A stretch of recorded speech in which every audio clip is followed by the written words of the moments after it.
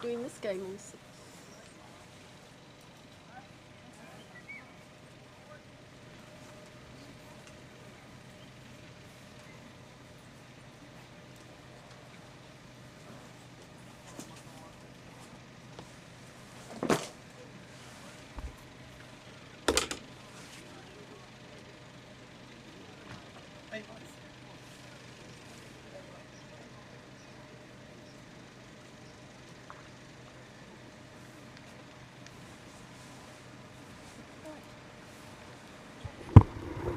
And it's a good morning from Western Province Cricket Club.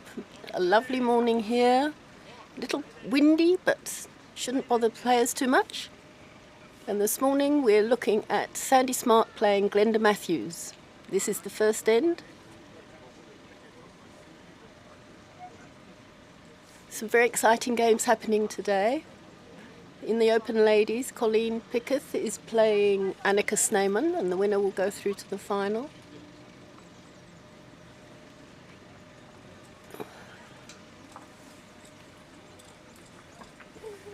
In the other section of the Veterans Ladies, national selectors Susan Nell and Jenny Jones each have to win to play in that final.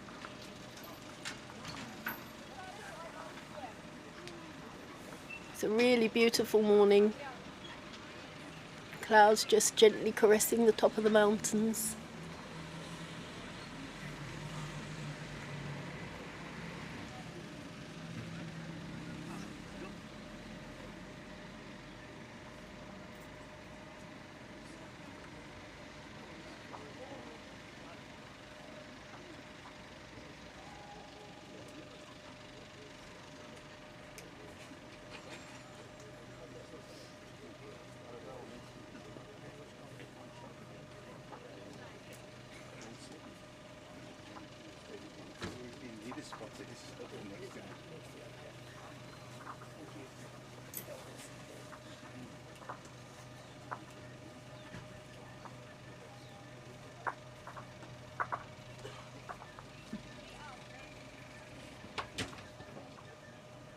So Glenda Matthews picks up a 1.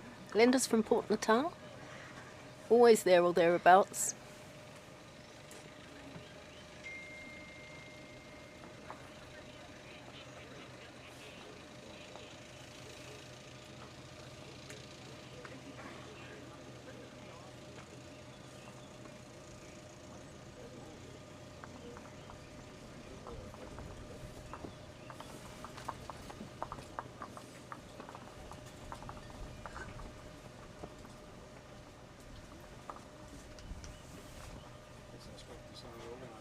I'll also be keeping an eye on the Colleen Picketh Annika Sneyman game because they're playing to the right of me. Both these ladies play for the Proteas side and will be leaving tonight to go off to Australia to play in the multi-nations.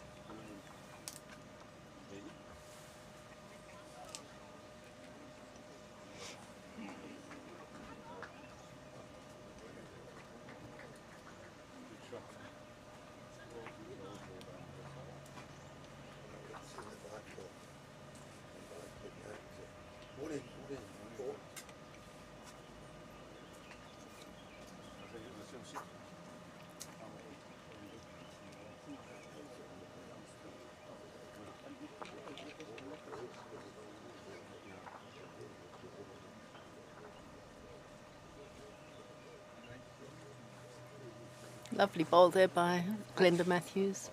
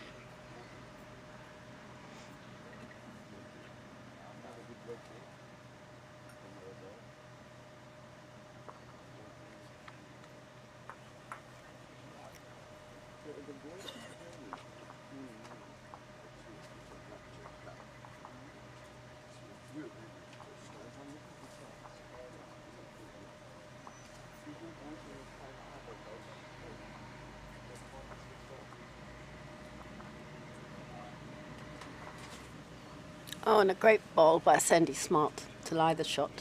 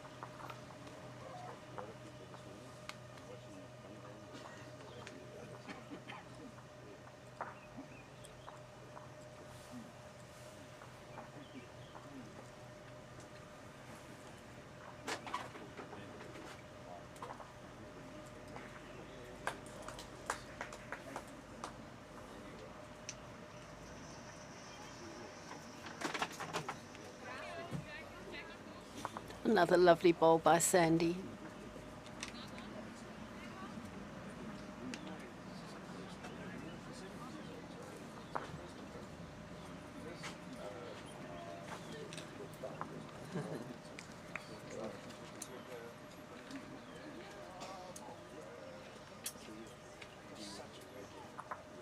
Oh, an even better one from Glenda. Beautiful ball.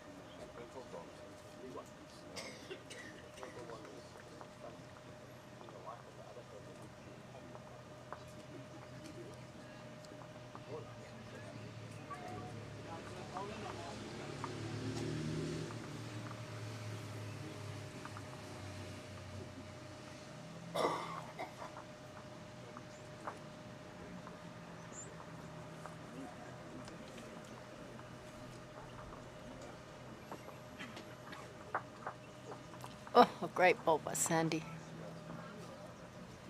Not sure if she has the shot or not, but the marker will tell us now.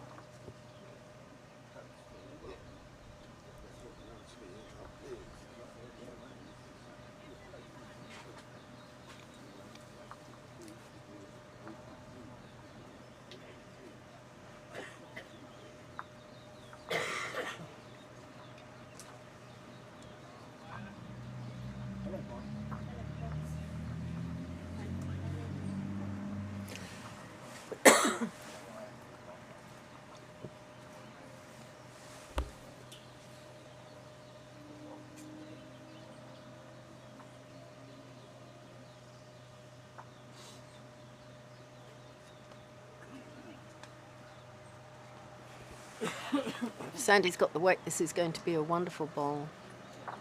And she's played it beautifully.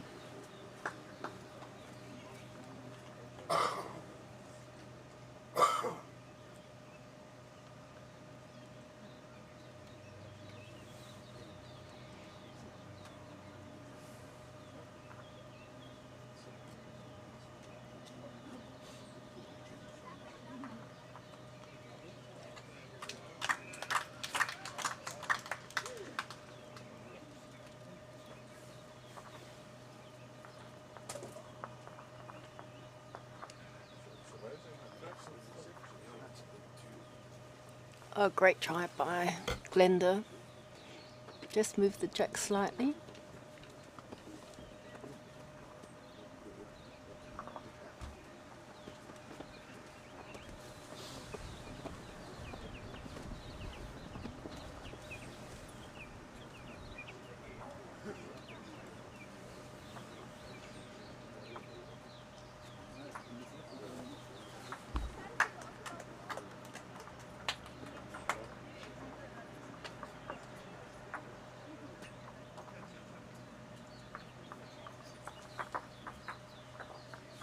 it's 1 to Glenda. Just move the cat enough to pick up the shot.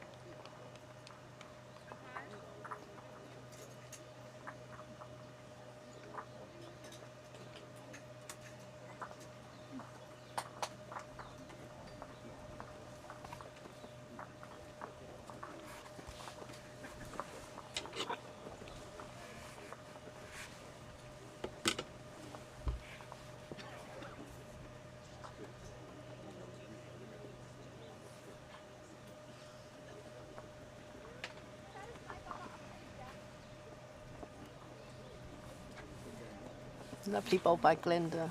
Corrected her grass line very nicely.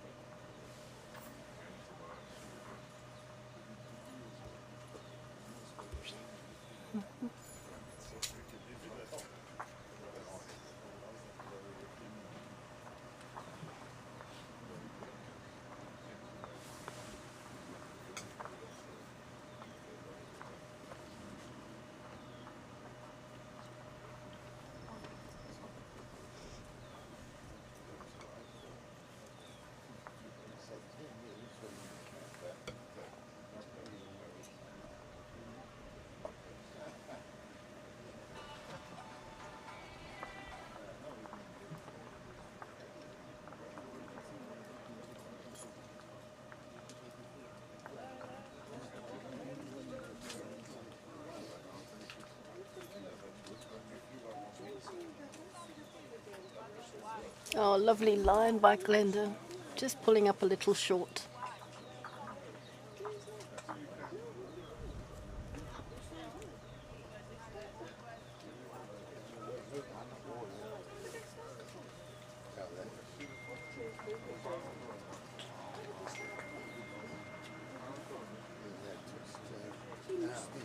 Oh, lovely bowl by Sandy. Slightly jack low.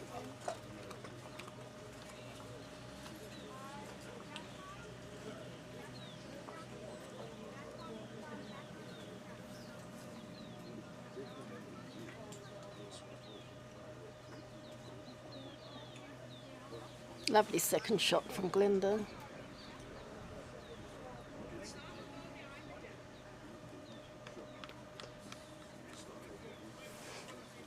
Even though it's quite early in the morning, there's quite a few spectators. Looking forward to an exciting day of the final games and then the finals later this afternoon.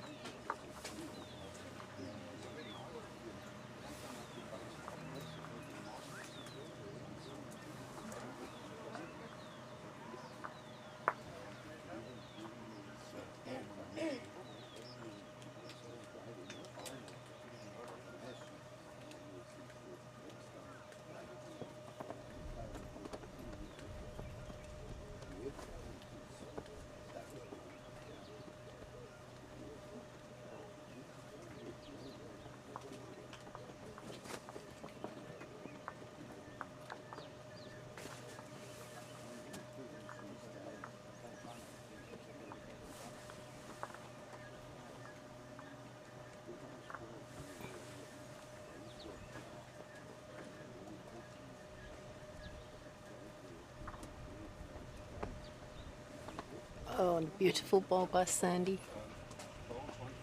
Just snuck inside Glenda's bowl.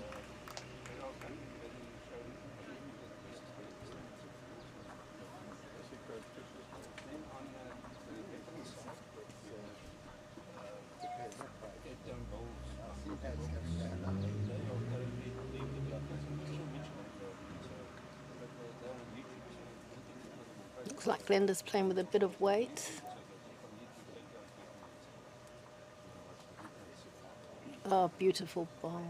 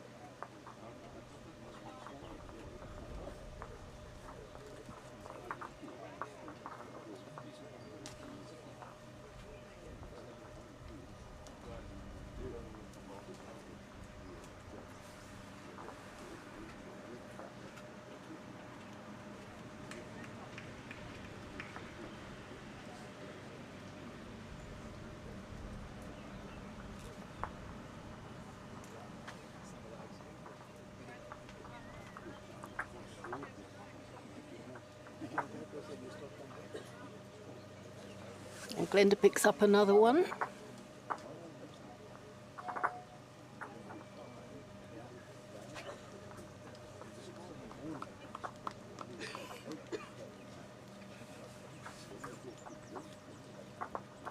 She now leads 4-1 in the set after 5 ends.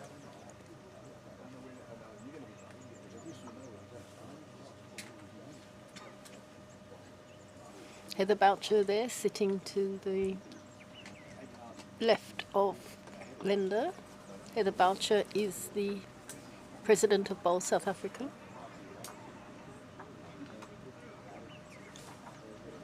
Mother of Mark Boucher, the famous cricketer.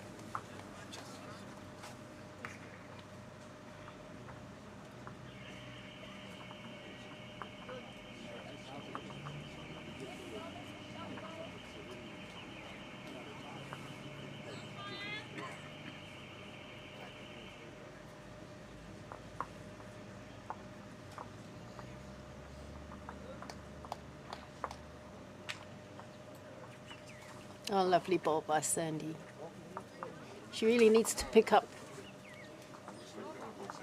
these sets of 9 ends, and you can't let your opponent get away from you.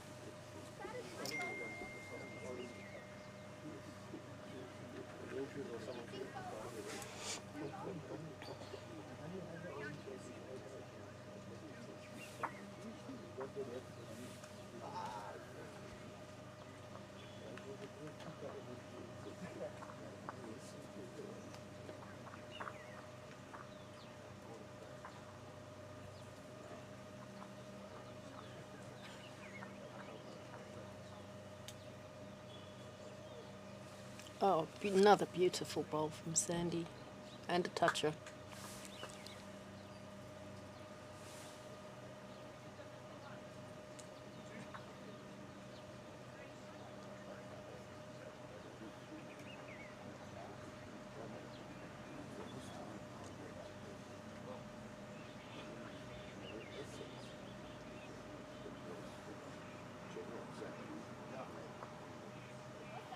Oh, lovely line, just not quite enough weight to find that ball of Sandy's.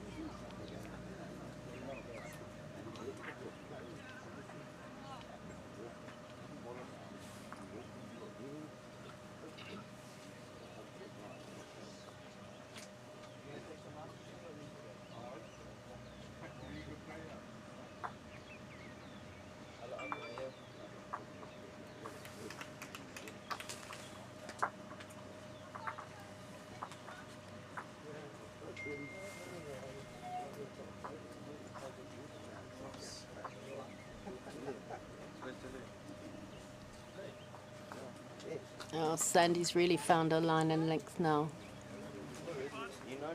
Nice catch there for Glenda. And she has a back ball sitting waiting.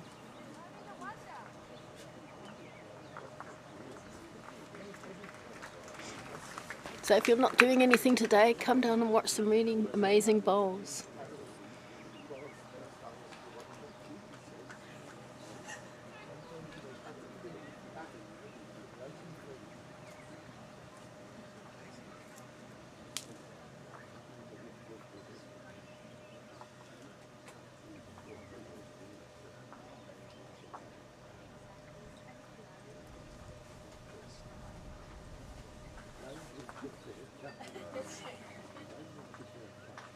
Looks like Sandy's picked up a 3 there, so the scores are now 4-all after 6.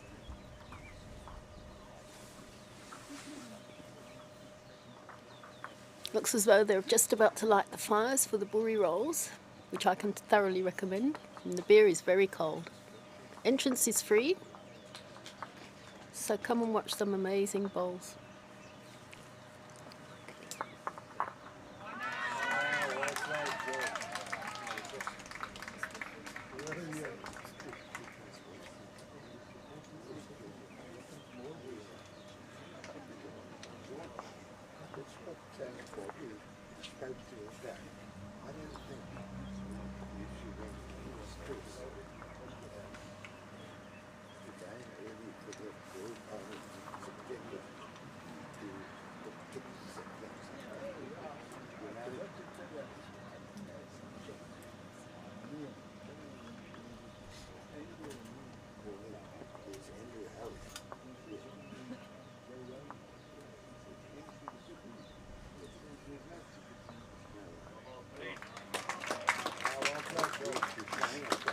And on the B green, there's a humdinger between Annika Sneyman and Colleen Picketh. Whoever wins will go through to the final.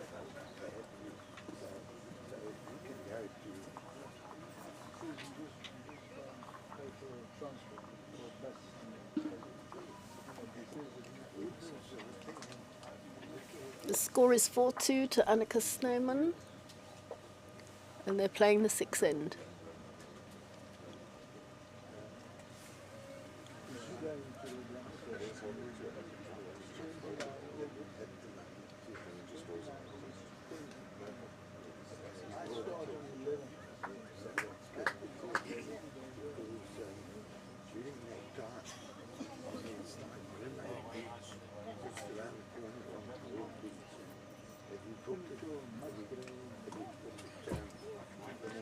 Annika used to play out of Western Province Cricket Club, so she knows these greens very well. She's now with Goodwood, and the supporters club are here in great numbers.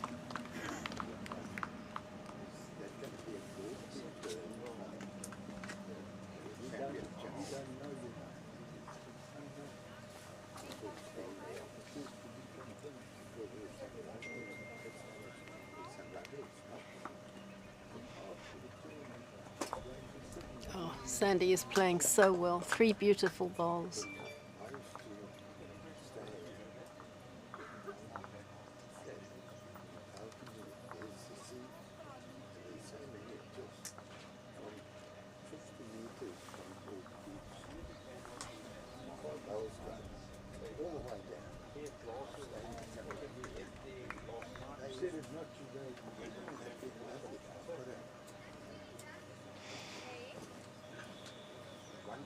If I was Glenda, I think I'd be playing the forehand to turn my bowl in, but let's see what she does.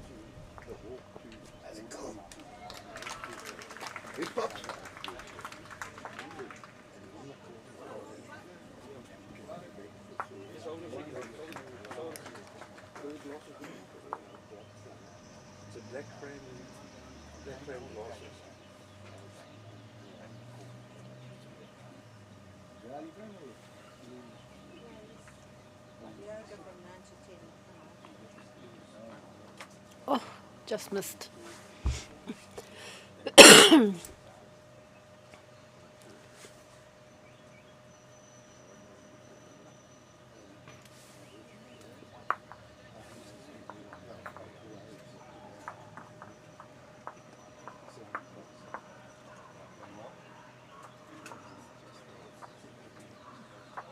Oh, another beautiful ball by Sandy. She's opened it up a little. It's given Glenda some hope.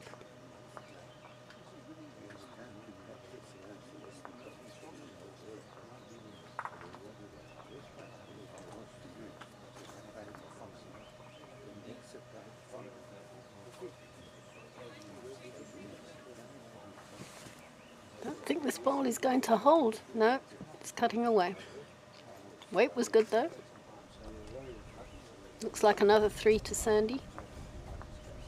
Putting her in a great position for the set.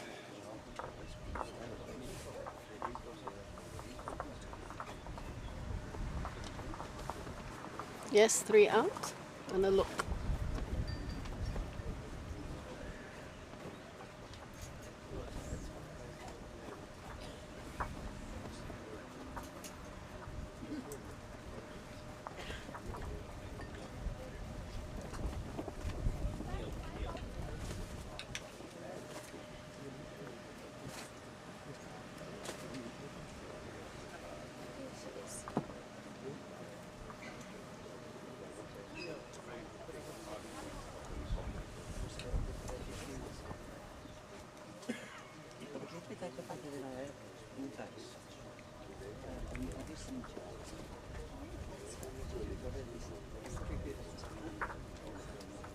Looks like 3, but we'll wait and see what the marker does with these lollipops.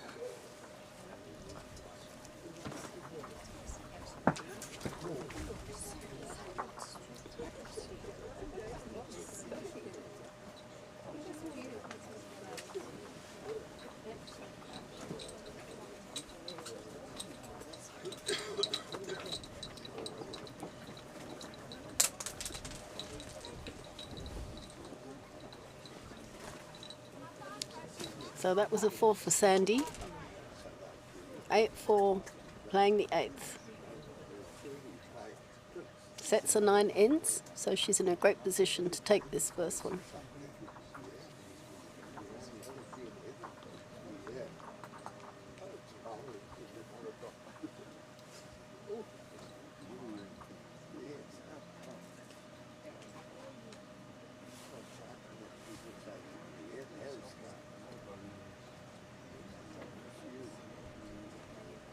Oh, lovely bowl by Sandy. She is playing so well.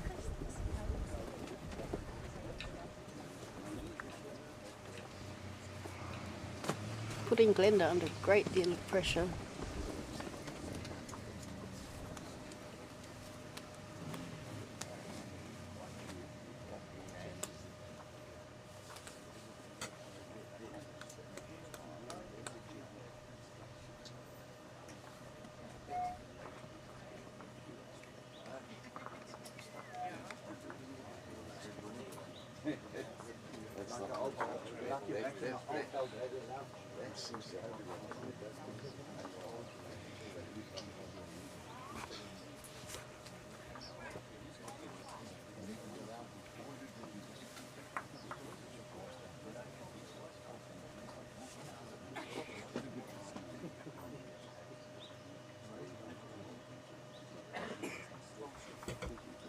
Oh, lovely second shot by Glenda. I think if I was Sandy, I'd be looking to put in a back bowl.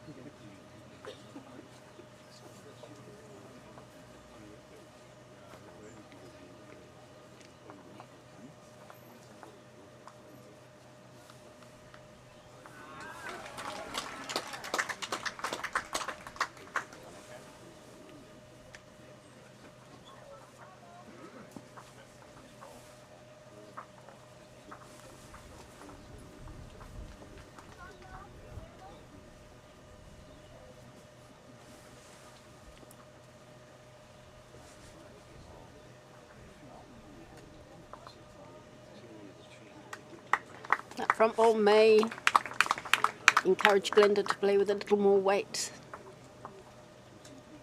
She does have back bowls. She's got nothing to lose. Oh, she's going to go look.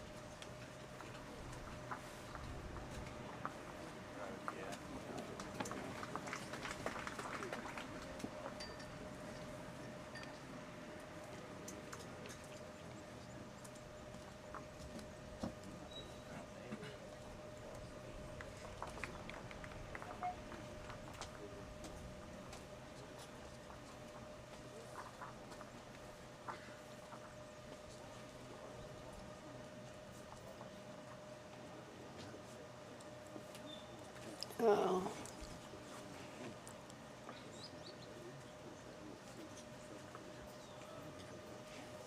So another shot to Sandy. She now goes 9-4 up. One end to go.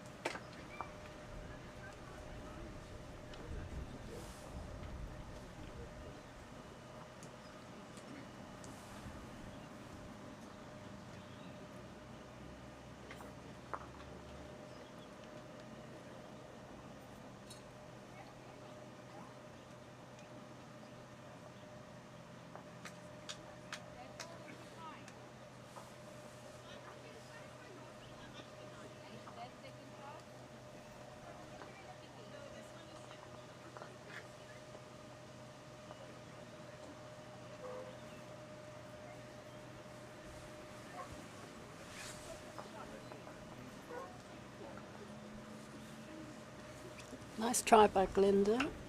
Sandy line one.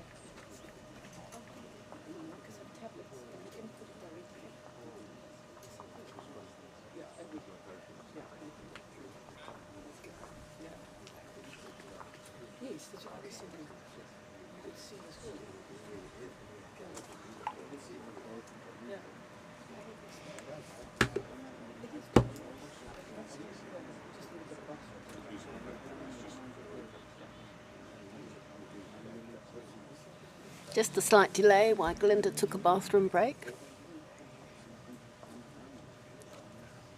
But it looks like one to Sandy Smart in the first set.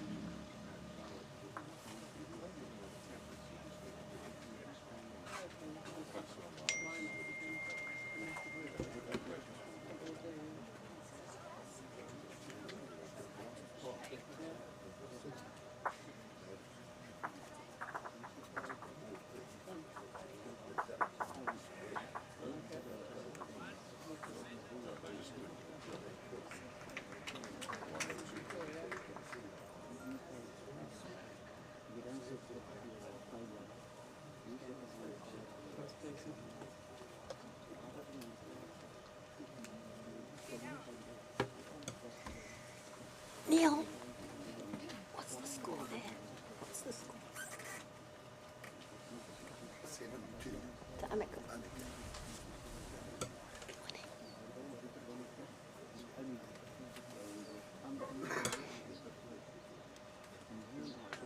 And in the game between Colleen Pickett and Annika Sneyman, Annika is 7-2 up.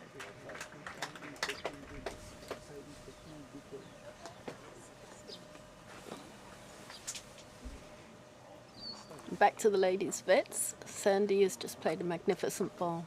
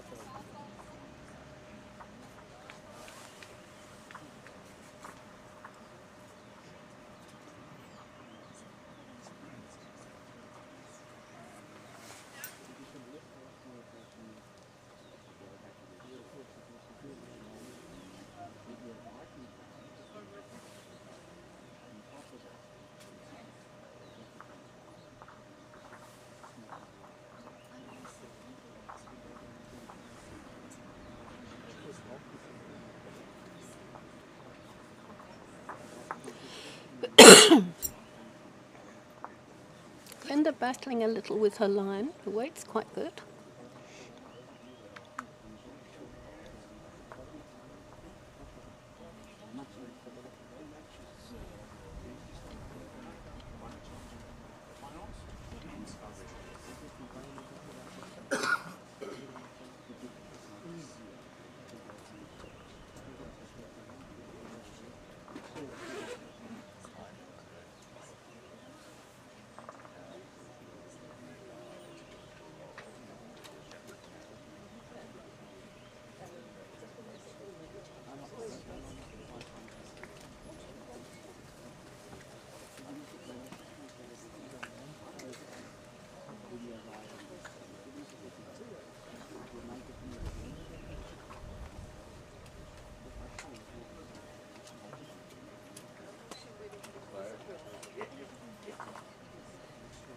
Oh, Sandy found her own ball.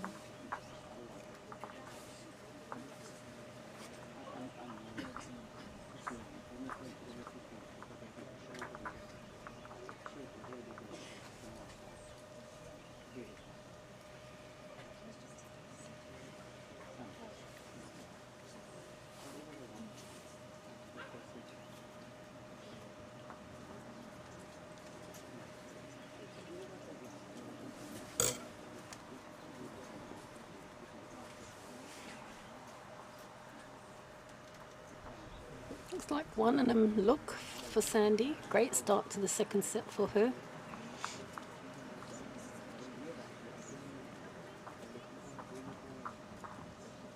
Yes, 2 to Sandy.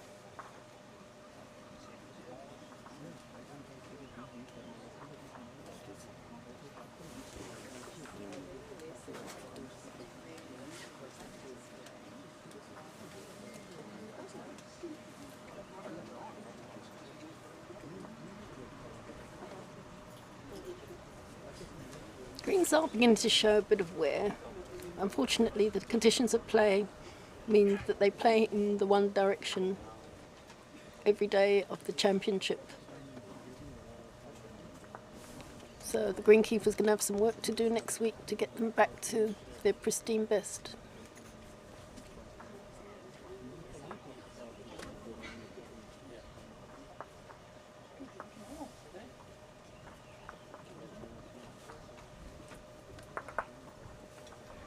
Oh, another lovely start by Sandy.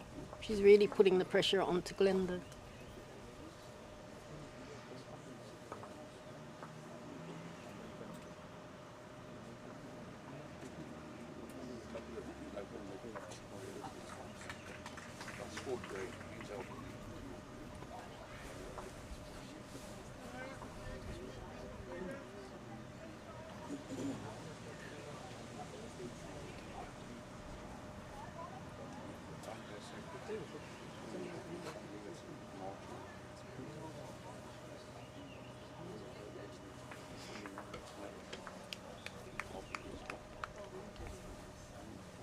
Still plenty of room for Glenda to get in there.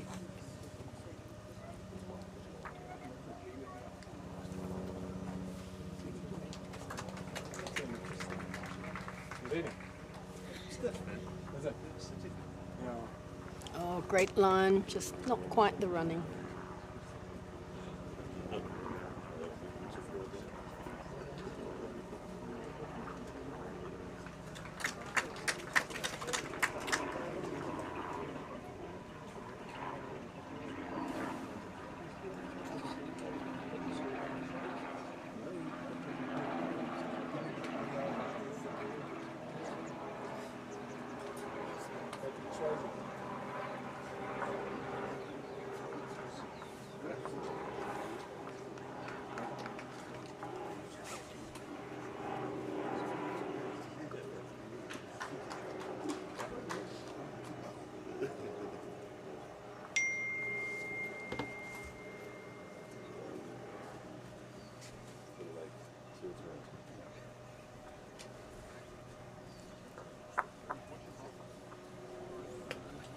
Oh, great shot. Fortunately, it didn't quite come off. Sandy's still line one.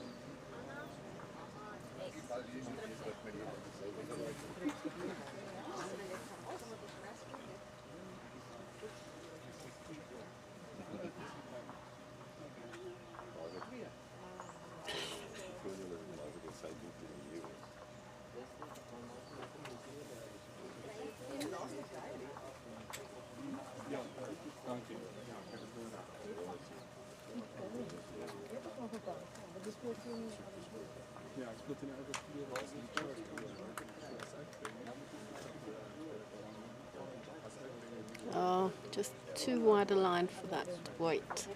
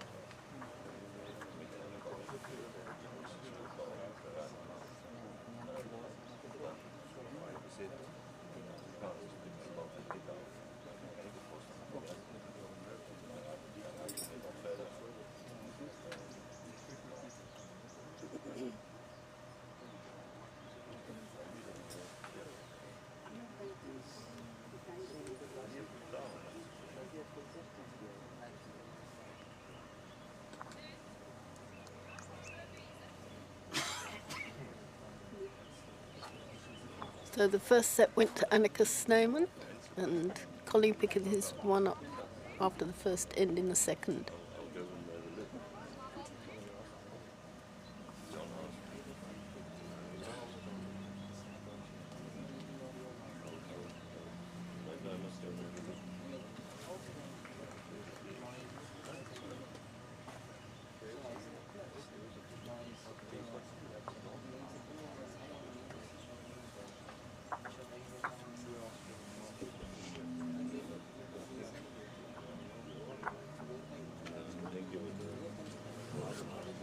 Marker confirms it was 1 to Sandy, so Sandy now leads.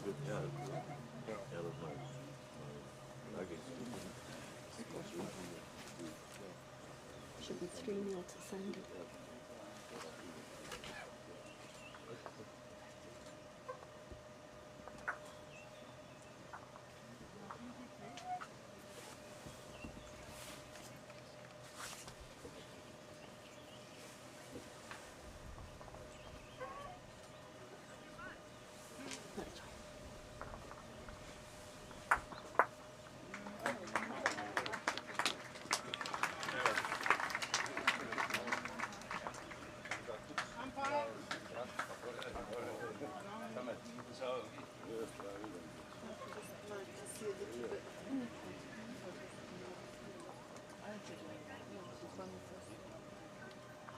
You okay this morning?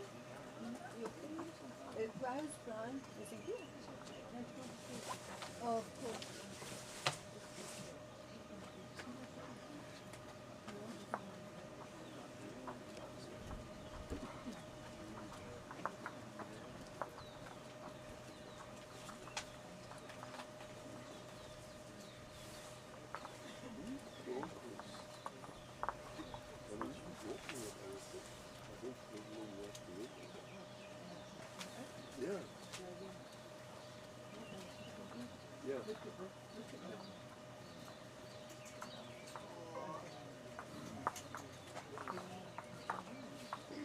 Oh, and a lovely ball by Sandy.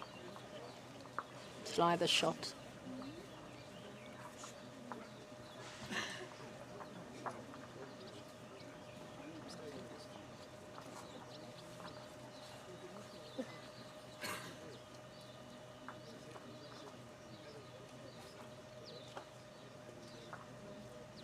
Oh, lovely ball by Glenda.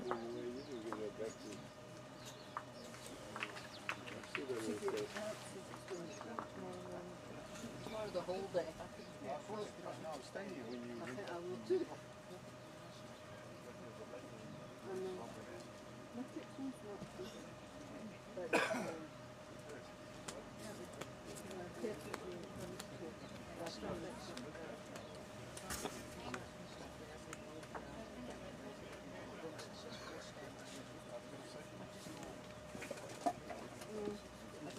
Tomorrow's another day. I know what you're saying.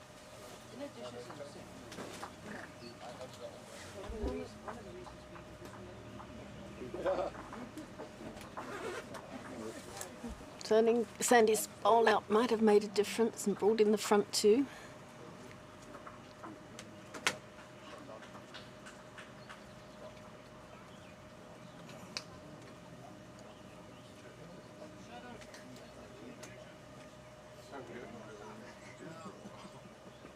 Oh no, that's the nice thing about the sunlight.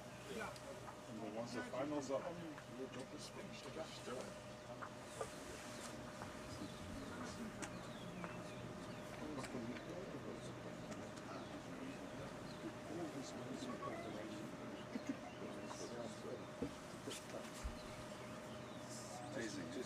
A lovely bowl coming down. Oh, lovely bowl. She really has found the line and the weight very quickly.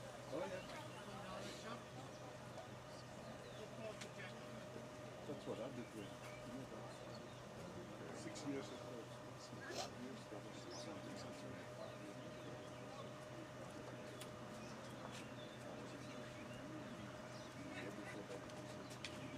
So then when they came to JB, actually JB and upgraded. Great try by Glenda, but it still looks like Sandy's holding the one.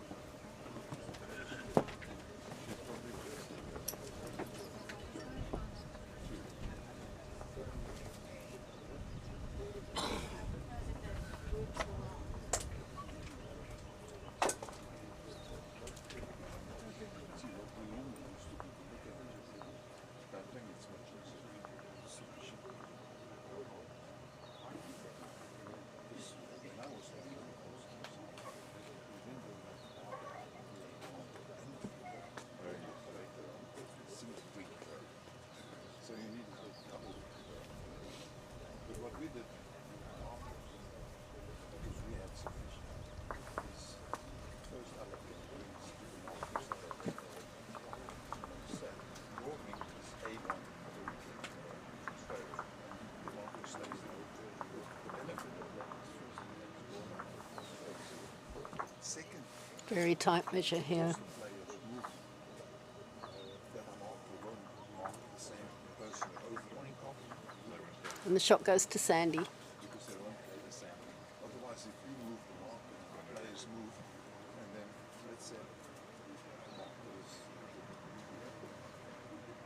play along, and that marker follows the player, and you can play. So if you stick to something, that's different people the whole weekend because they play on one and that's it.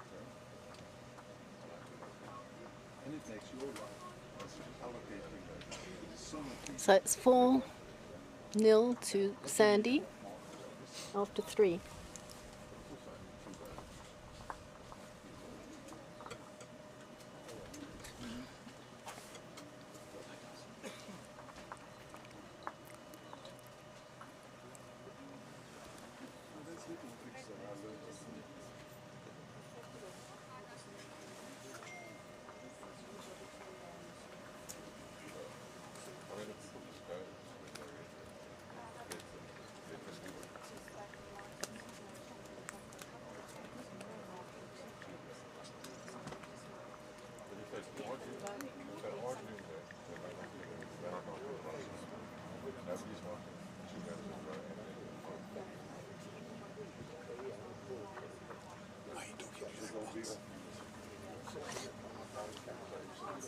some of these things, you know, if it's alright, I can be backed off.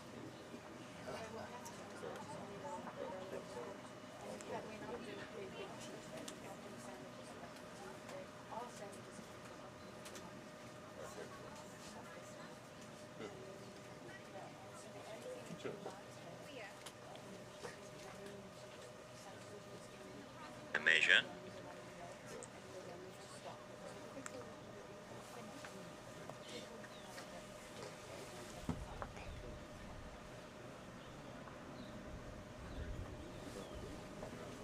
Not like the one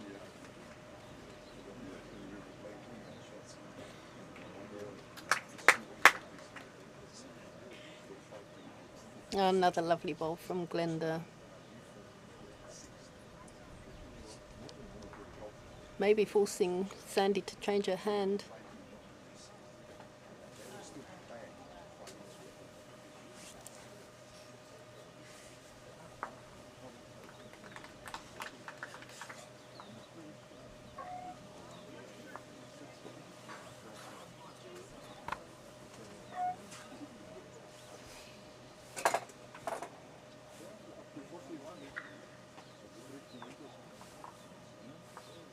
Really is the most perfect day for bowls.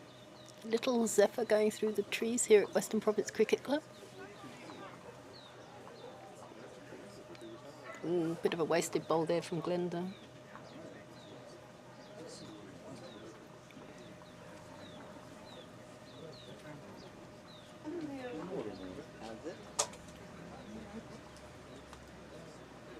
Sandy's trying very hard here.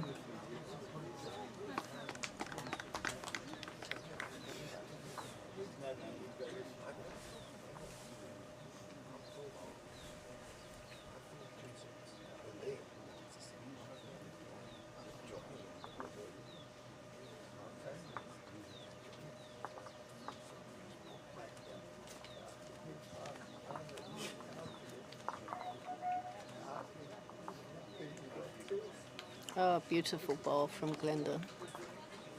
Looks like she's lying 3.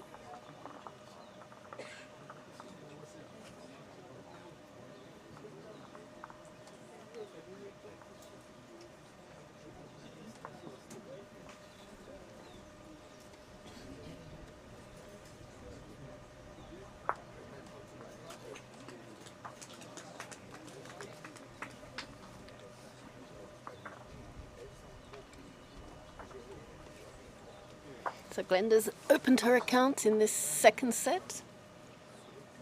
Sandy leads 4-3 after 4. Sandy won the first set.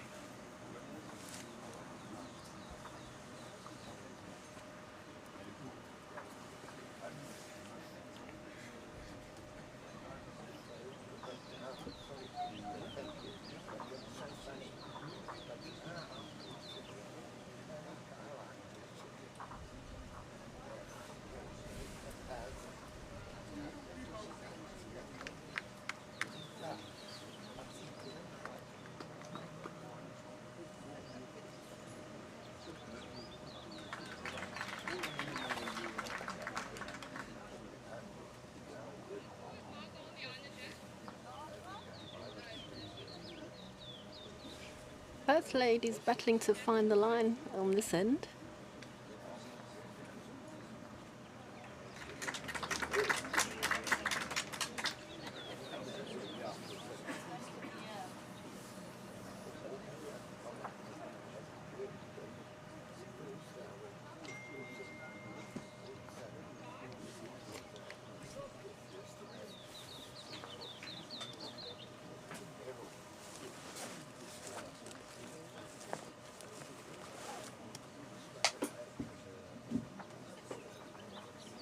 Great line, just pulled up a little short.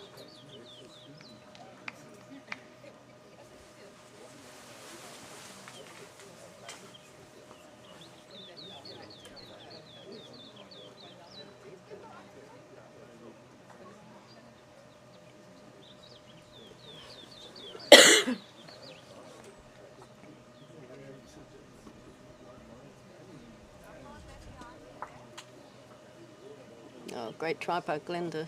Just needed to pick up that white ball.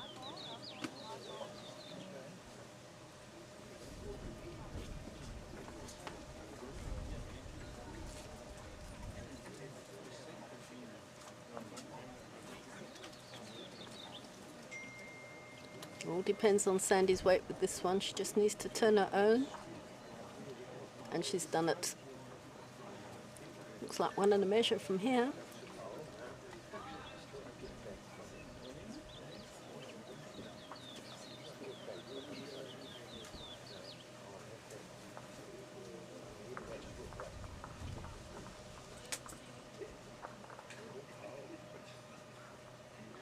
Oh, this might not hold the line. It's looking a little narrow. Not quite the weight she needed.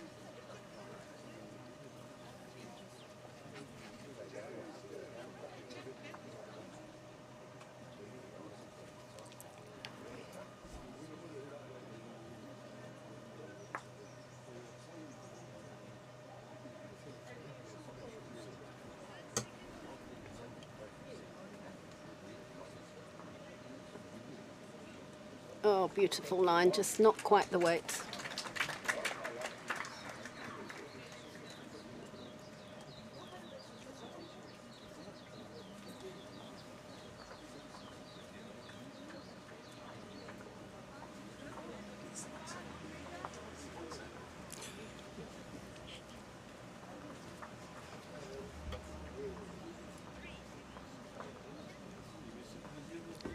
Two out.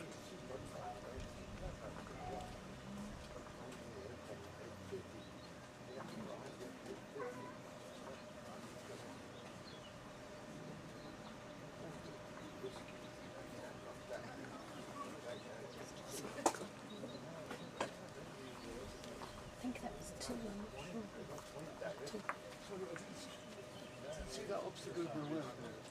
So Sandy leads now 6-3, playing the sixth end.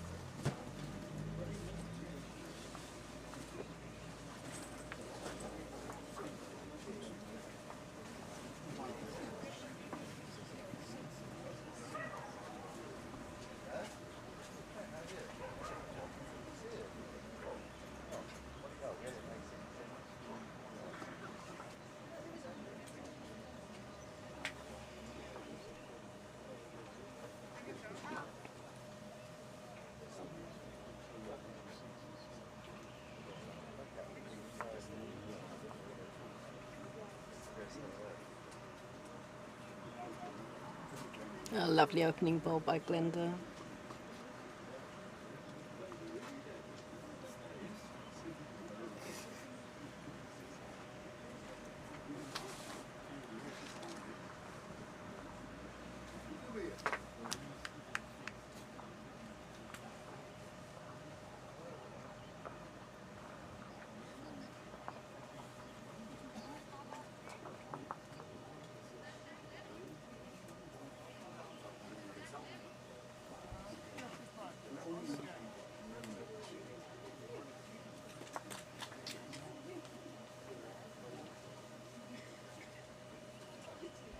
Oh, goodness.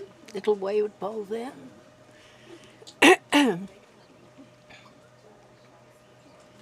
Just goes to show it can happen to the best bowlers.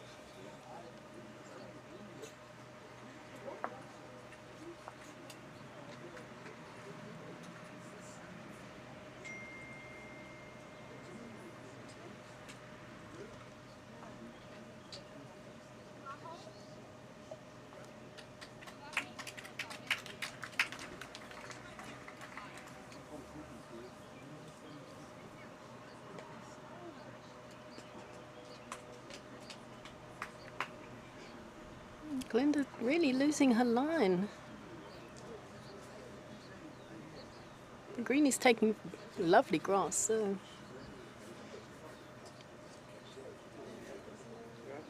maybe just a little technical fault with her delivery.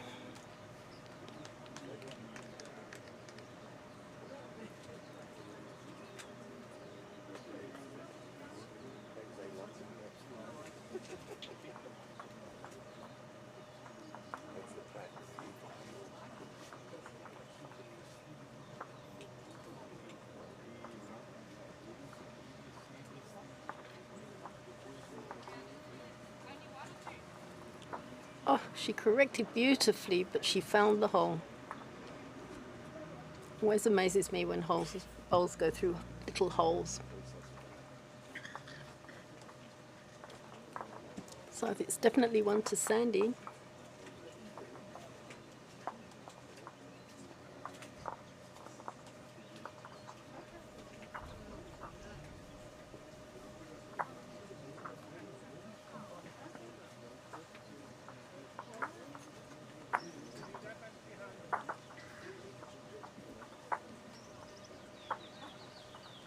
And on the B green, Annika Snowman and Colleen Picketh are 3-all. But Colleen looks as though she's lying 3 good bowls there. She needs to win this set to go into the tiebreak.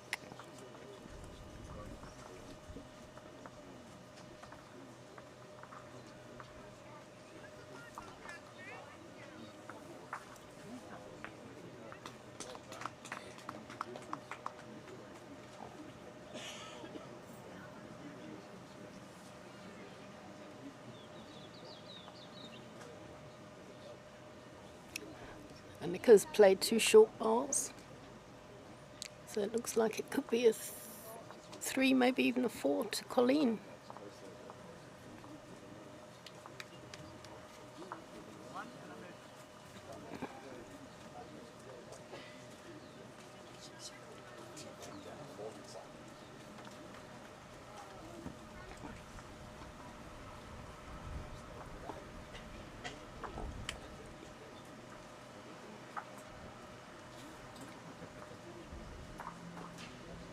Three out with a measure for 4 for Colleen.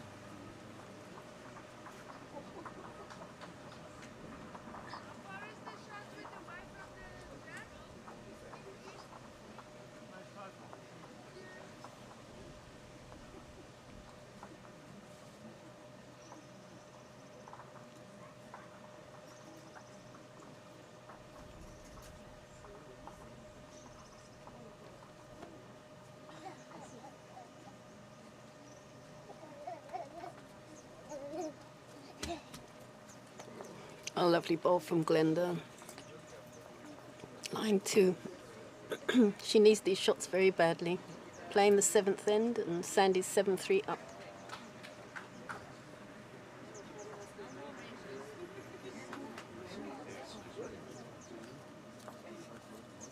Oh, lovely ball from Sandy to lie the shot.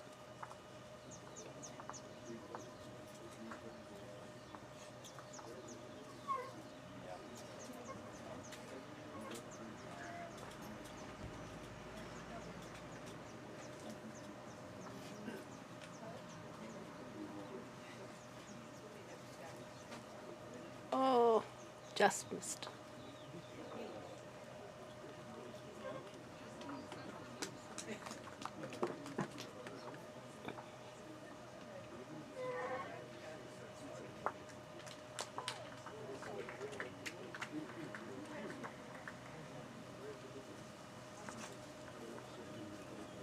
This green is bending beautifully. Lovely bowl by Sandy.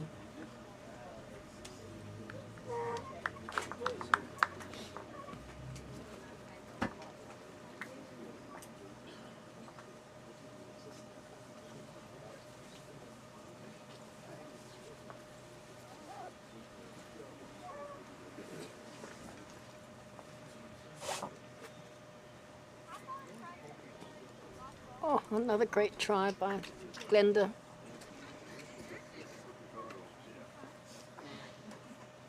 It's actually taken 2 years to bring this green back to life after the SA Nationals a couple of years ago when the men played here in appalling conditions.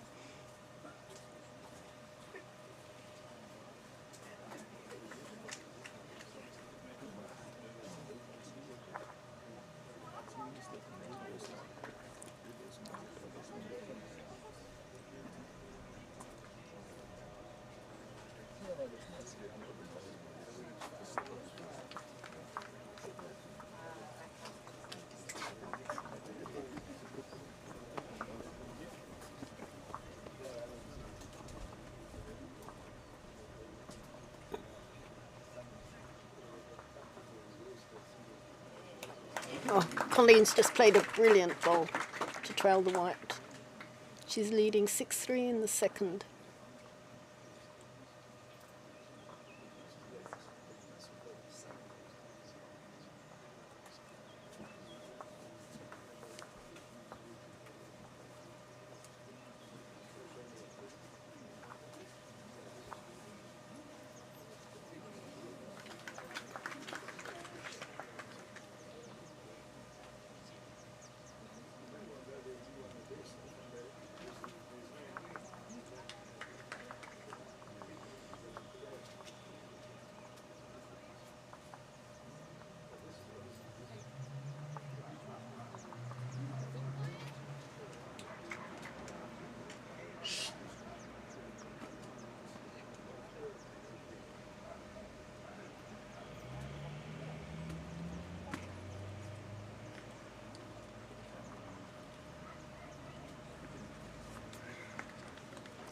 So Glenda gets the second shot. Sandy Smart, one to her.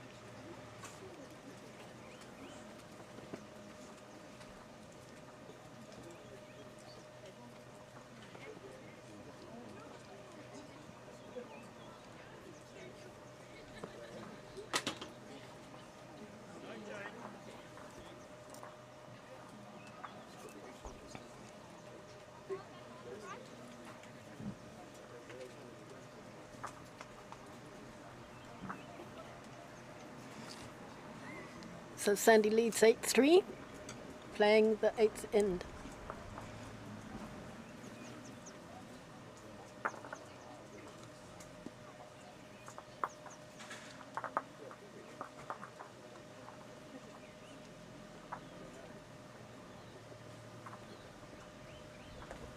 Colleen Pickett now leads 7-3, playing the 7th end.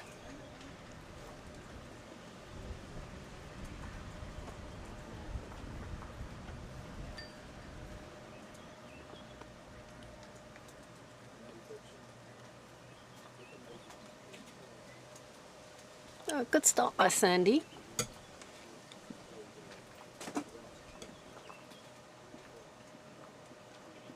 At this stage, she'll only really be looking for second shot. Leading by 5, 2 ends to go.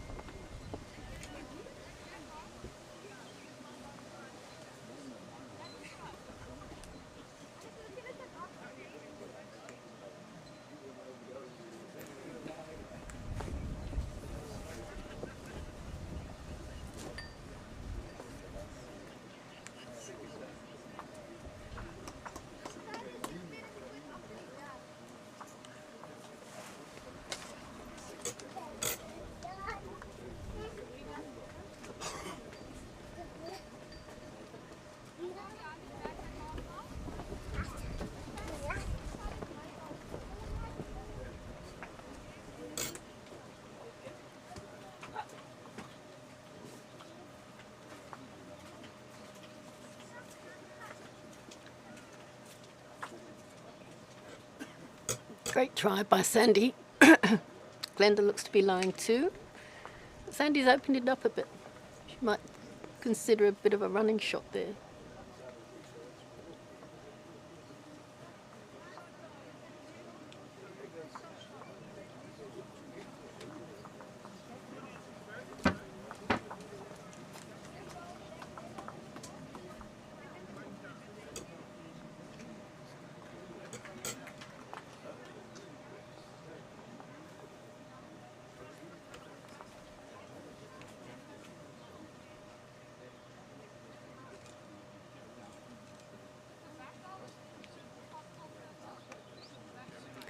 She's playing weight, just hasn't quite got the line. So Glenda's lying 3.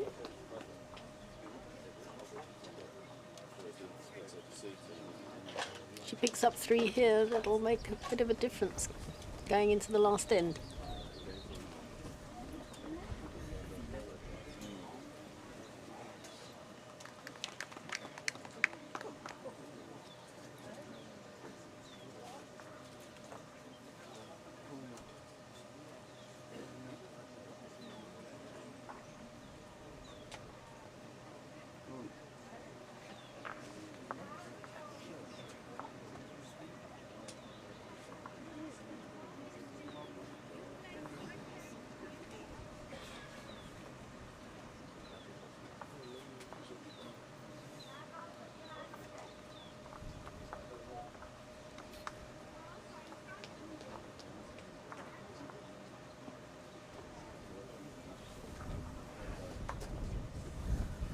Oh, another great bob by Glenda to pick up, looks like a 4 there, which makes the last end very exciting. Sandy's 1 up, playing the last.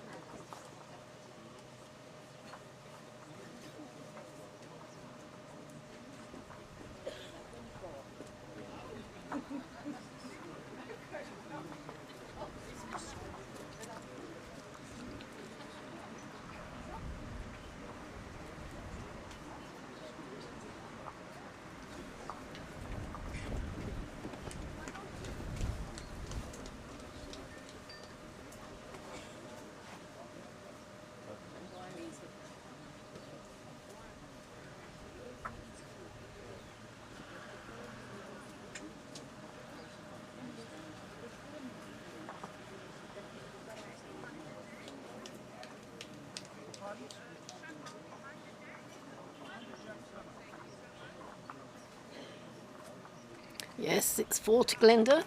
So Sandy's 1 up, playing the last set.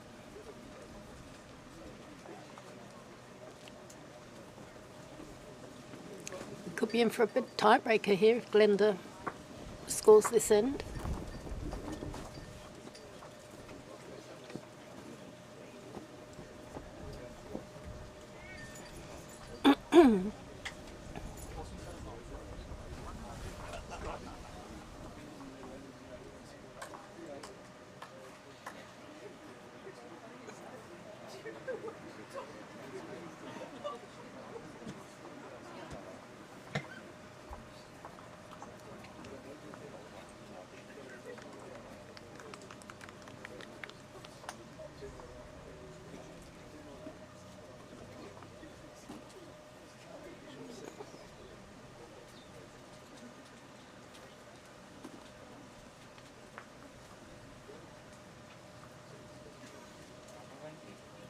Hey, yeah.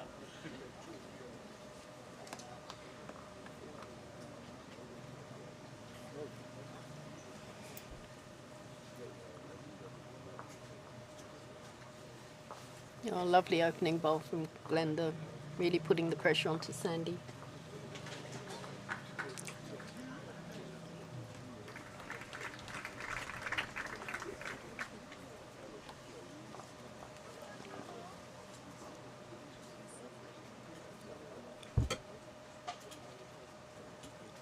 Oh, a lovely bolt from Sandy.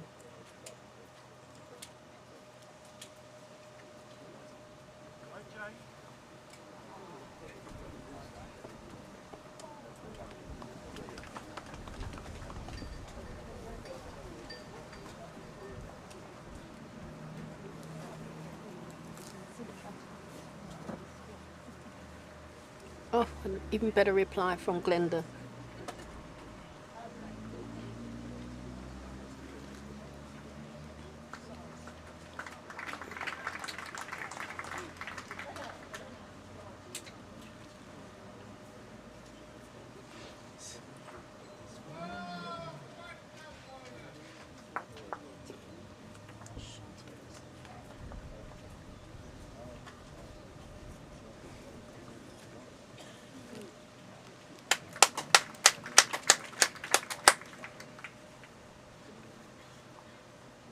Glenda actually needs to score more than one to force the tiebreaker.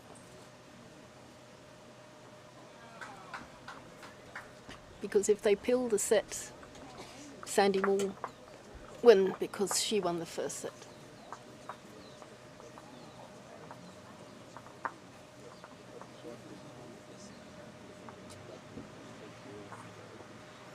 Yeah, she's drawn another second shot.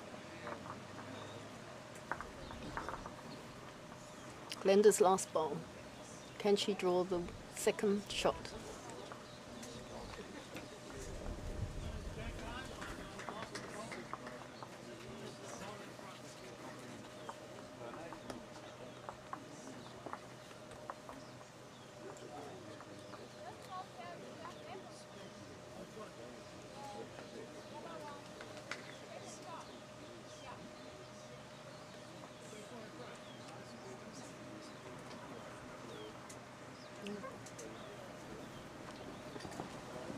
Oh, brilliant bowl by Glenda. She's now lying 2.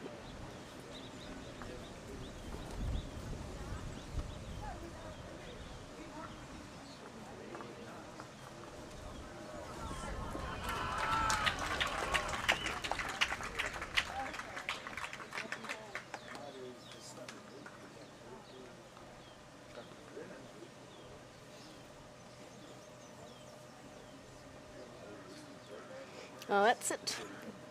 Glenda picks up 2, so we now have a tiebreaker. She wins the second set.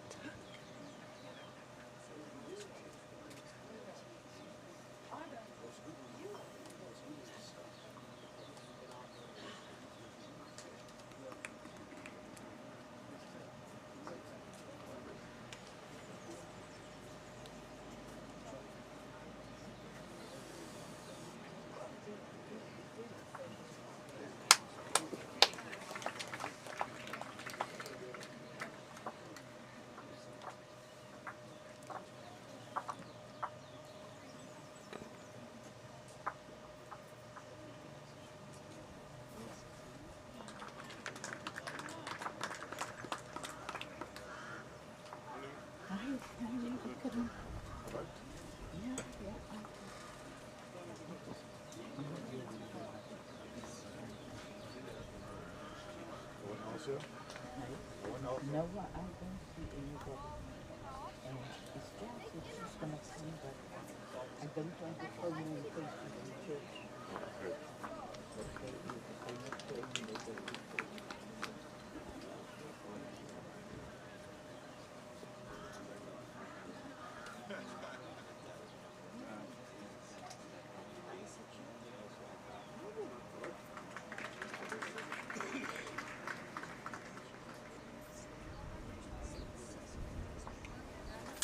So Glenda picks up a 4 on that end. Now the players will toss, and it's the tiebreaker.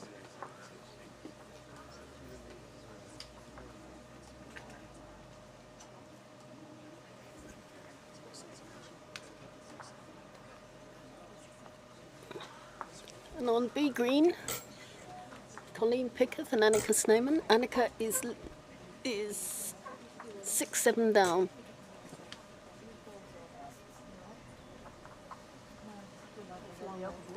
A bit far away from me, but it looks as though they're playing the last end of the set.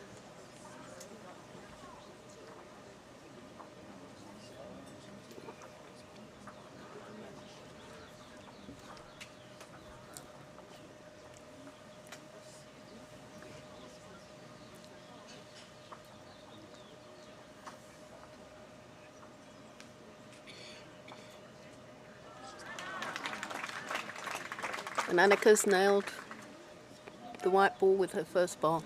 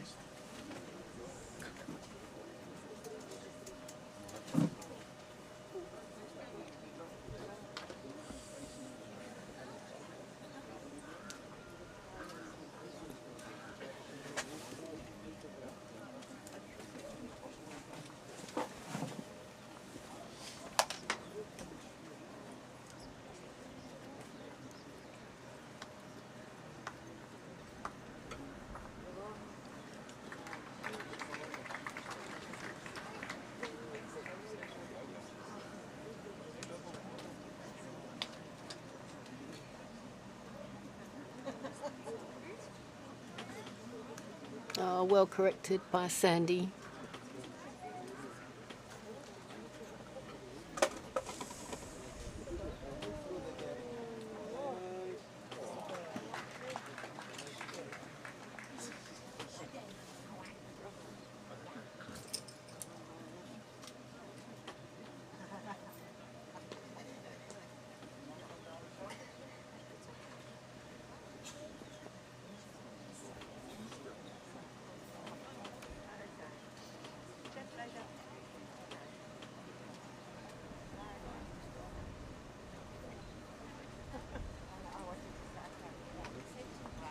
Oh, another lovely bowl by Sandy and a toucher. May have just moved it enough to bring in her second shot.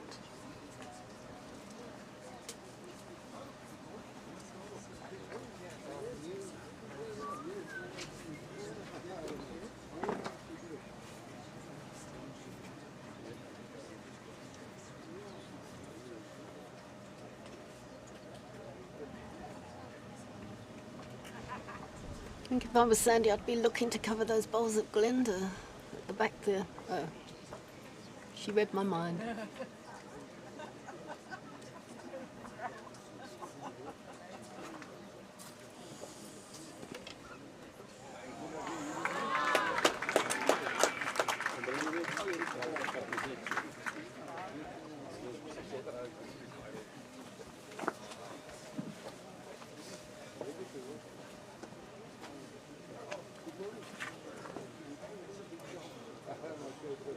Glenda's just gone a little narrow. So in the tiebreaker, it's first blood to Sandy.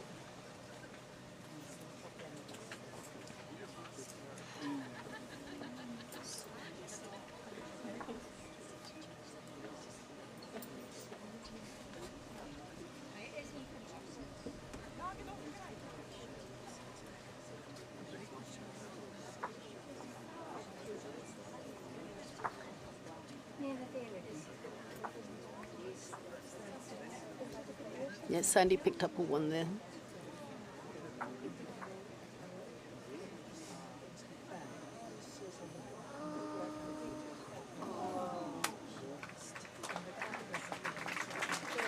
So Annika Sneyman has won on the B green, so she'll be playing in the final.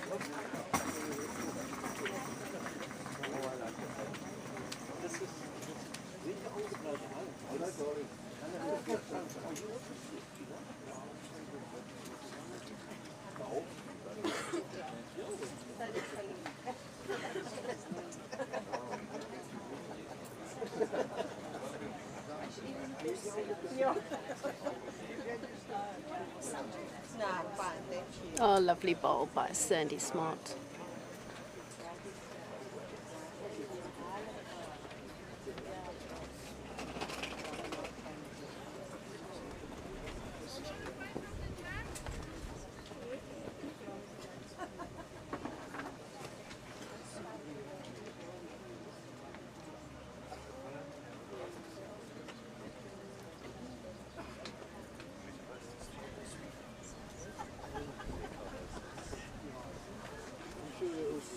We think Annika will be playing Joreen Bronkhorst from Eden.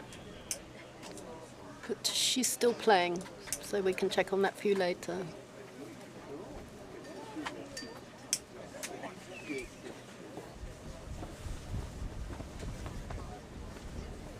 Another lovely ball by Sandy.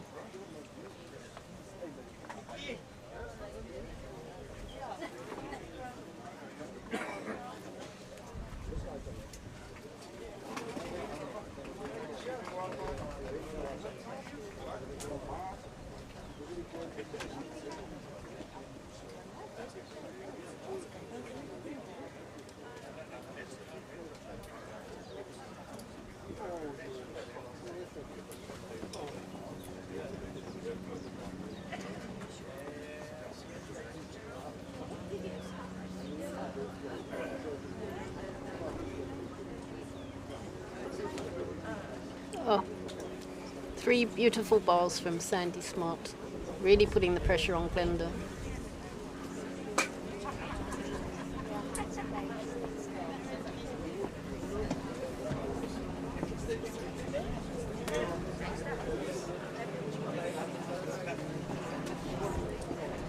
Great try. Sandy can now draw for 4, and it'll put her in a great position for the final end of the tiebreak.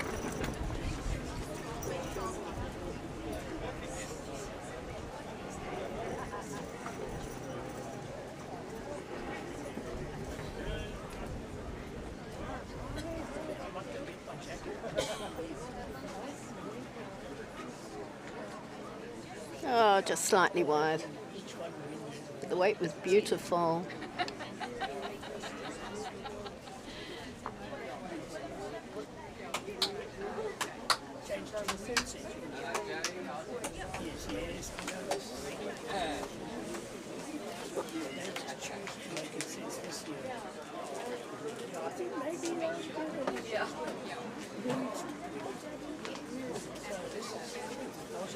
Oh, another lovely try.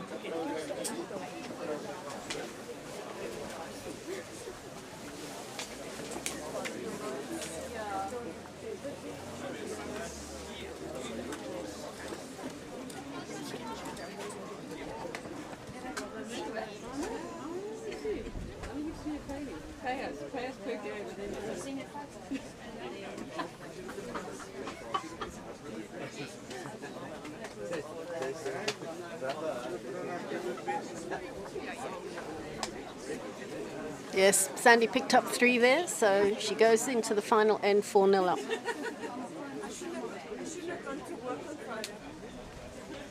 If Glenda should pick up 4 on this end, then we'll go into sudden death.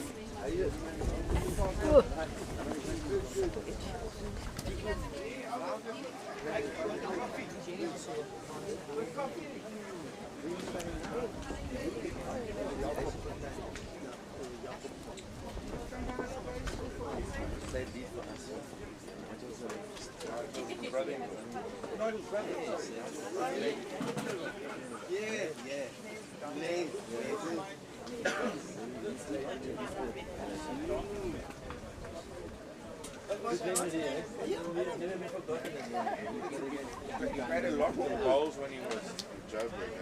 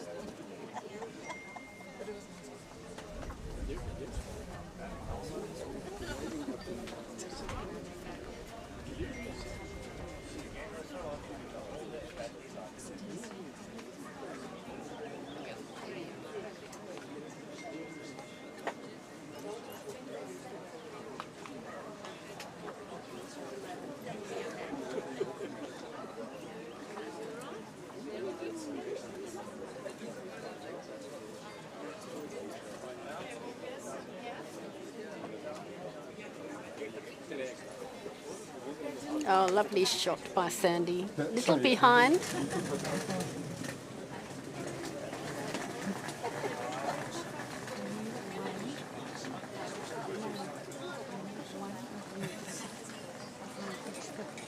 the other side of the green, between now and the farm.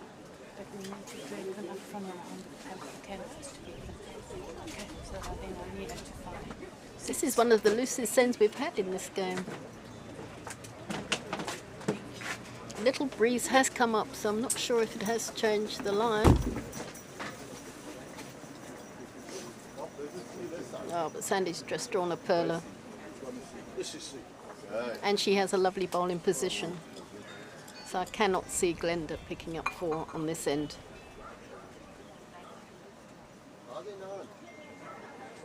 She's not a million miles away. Oh.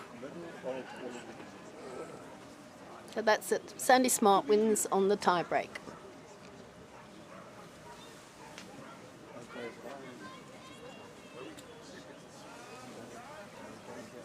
Are you showing the ball? Are you...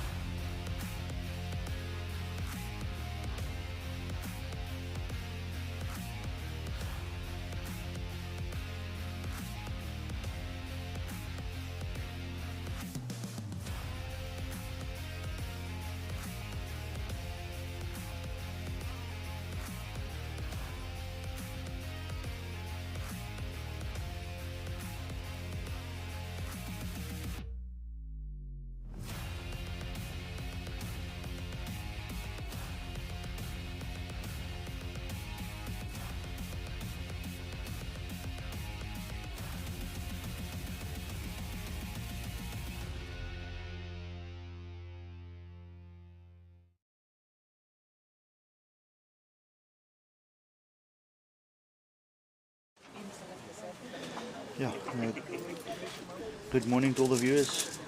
78 of you.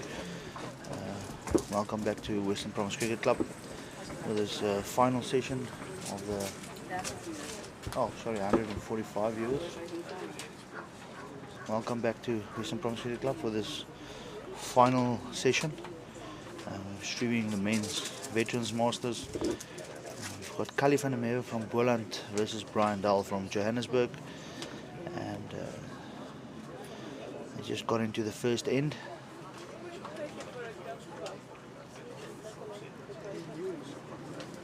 Any news?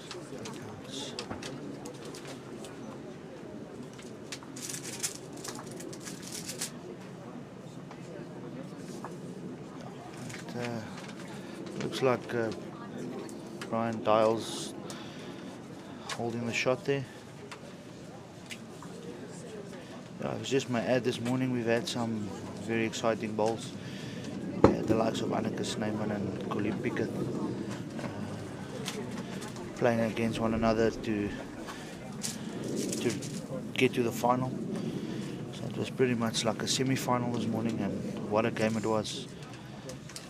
It's privileged enough to be there to watch and get all of the action.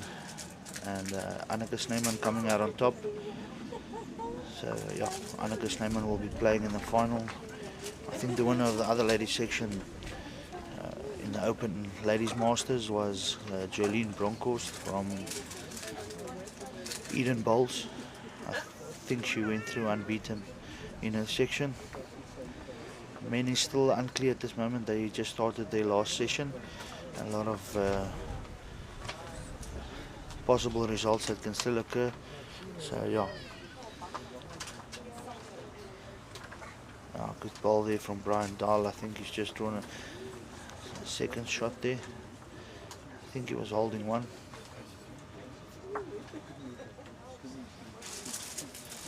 It's close enough for a measure.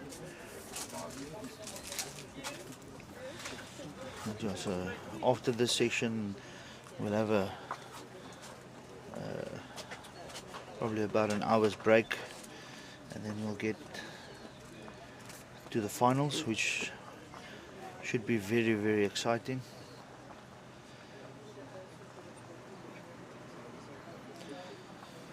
Banks are packed early on the Sunday morning. The beautiful day out in Cape Town, sun shining, and a little bit of a breeze.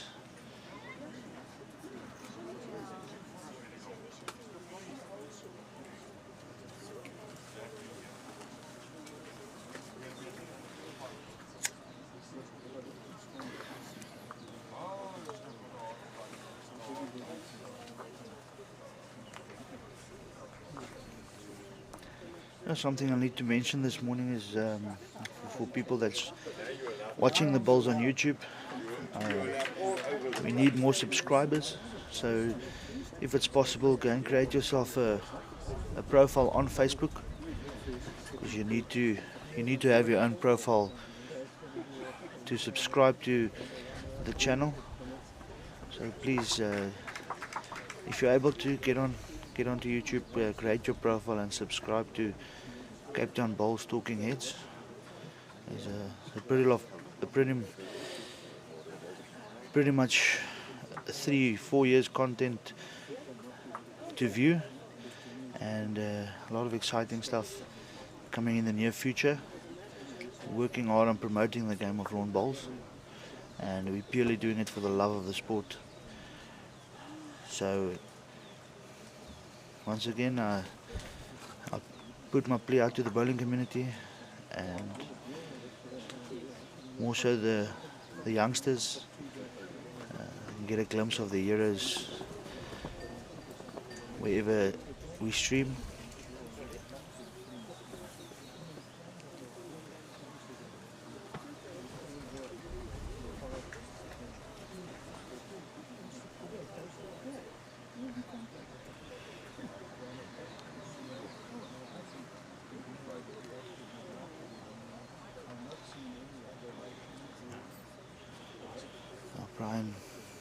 Brian just seems to have the early advantage in this game. He's finding the lines and the weight a bit better.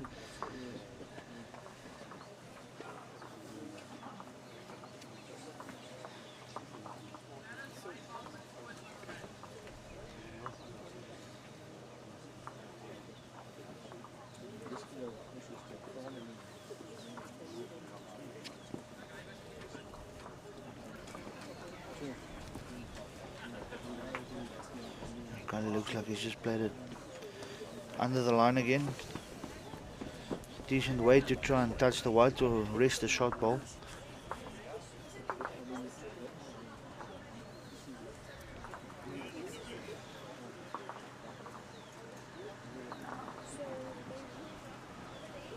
Brian down on a decent track again here.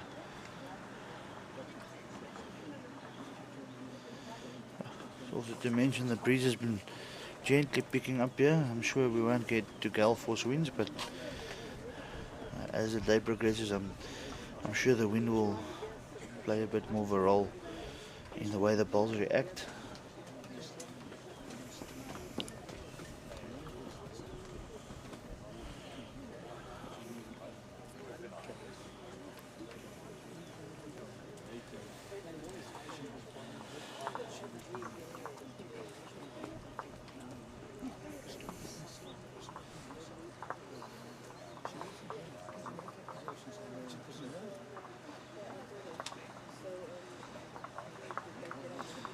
Keeping the measure busy quite early in this game.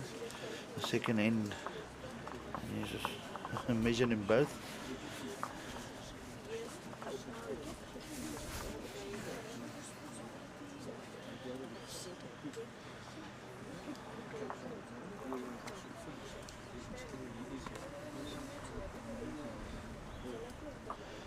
Still some interesting results that can happen in this veterans men.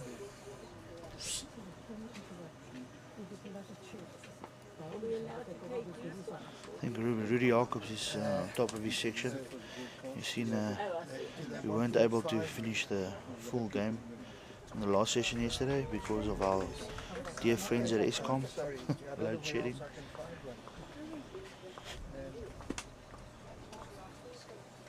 Which game do you want to watch? It was 2 shots to Brian Dial there.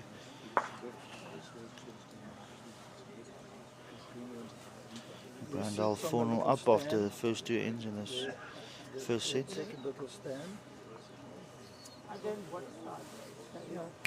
I'll go to that side because of the storm. Yeah, thank you.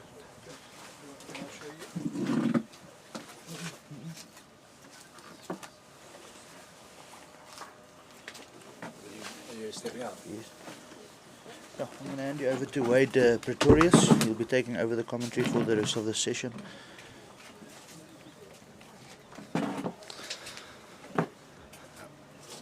Good morning, everyone. Pleasure to be in the booth for this game, the last round of the men's veteran singles, obviously. Thoroughly enjoyable competition. Must be said, seriously good bowls.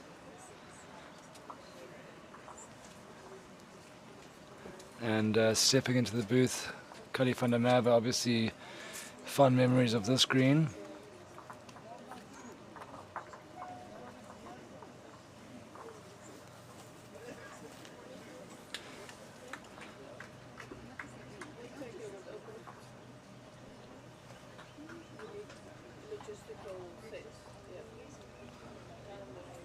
And it would be great if those watching online, you know, put your input in the commentary box, in the questions there. Give us your thoughts, your opinions.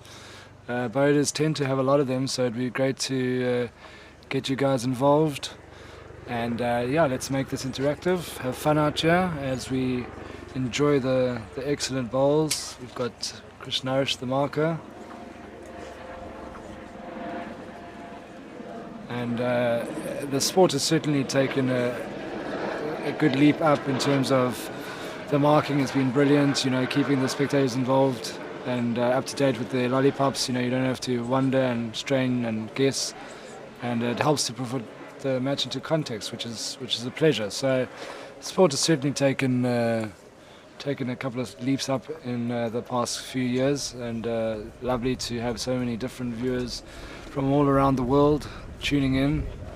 Pity you're not here as I sit looking gazingly at Table Mountain. A little breeze is coming up, and we'll see how that develops, particularly with the final. Not easy playing in Cape Town with the breeze when it comes up, so Brian's looking to just pull the white through. That is spectacular. What a great shot. It was a good couple down there and has turned it into 2. Looking to take control of this first set. He's got off to a fast start, must be said. But as I say, the flagpoles are starting to flicker a bit, and it'll certainly be a challenge. Callie going for the white there.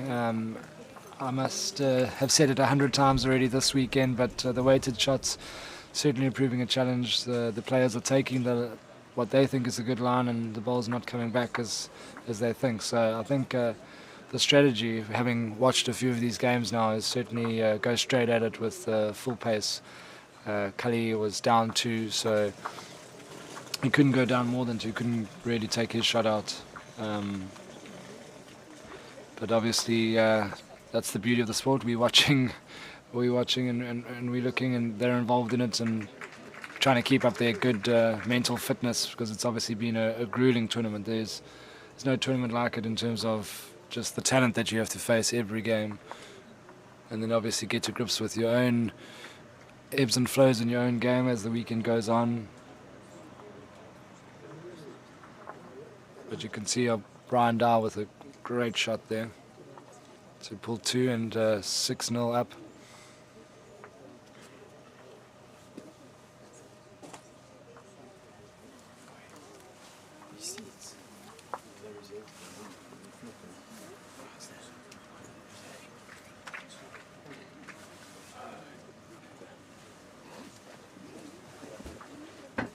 Natasha, we will be showing the men's veterans final. Final is scheduled for 1 p.m, but that's no reason not to carry on and enjoying this nice tussle. You can see that Rudy Jacobs and Mark Bevis-Chillenor are playing on ring 5. It'll be the easiest one to catch a glimpse of if you're a fan or a family member of one of those two.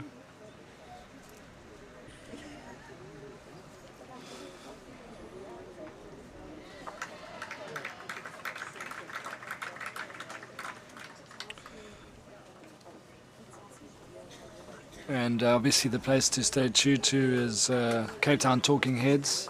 Great shot there by Callie van der Merwe from Boland. Cape Town Talking Heads on YouTube, on Facebook. Excellent streaming service by Noel Solomon and his team. You can even go and look, and they've taken some great photos of the action. Go and tag your mates that are playing, your family members. Send them to your auntie in England or wherever. Some great imagery, not to go and to complement the excellent streaming that we've been lucky enough to watch. Callie looking to stop on Brian's back ball and make it 2. He's tracking quite nicely. It's coming back beautifully. Oh, how's that? What a try.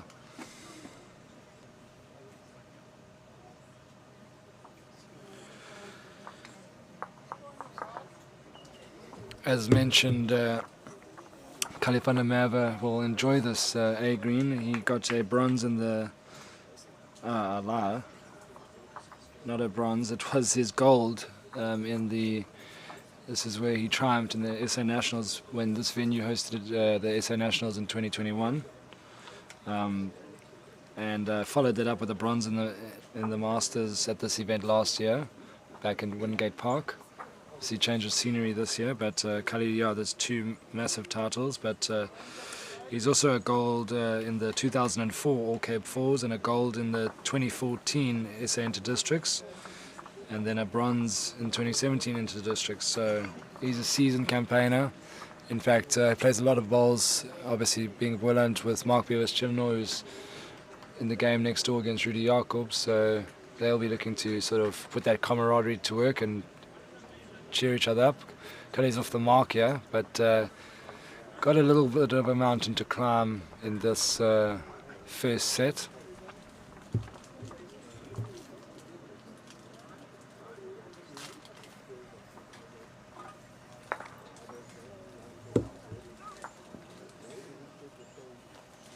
And obviously Brian Dahl has certainly been in fine form for the last couple of years. He has a silver in the Gauteng Open singles. He has a gold in the SA National Veteran singles in 2022. So that was a great year for him last year.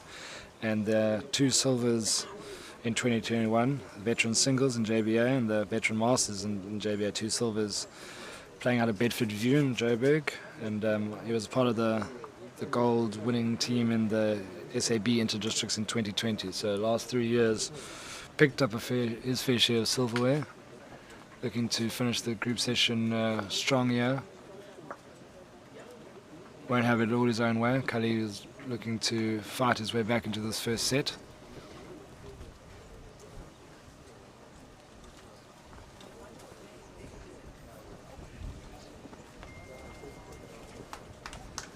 Natasha Jonker, unfortunately we're not streaming the game on Ring 5, we're commenting on our YouTube page. Rudy Jacobs is her dad, so she's got a big interest in trying to catch the glimpses of Rudy in his game against Mark Bevis Chillenor. Nice shout out that she's her dad's #1 fan.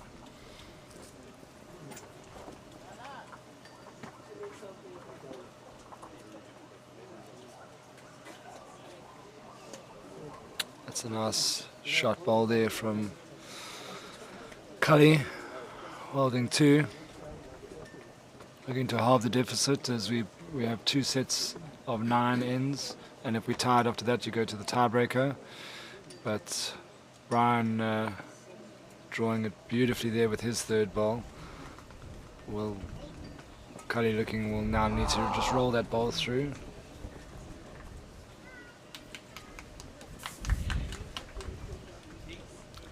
Trying to play the attacking shot, but it's just under the line. You can see he's trying to roll that through to turn it over and hold 3, but Brian will now probably change onto his forehand, the safer option, with a nice draw and looking if he can go further ahead.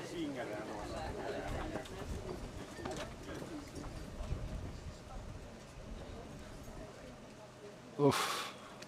We'll have to have a look at the marker there, but a very good ball from Brian, who certainly started this game off well.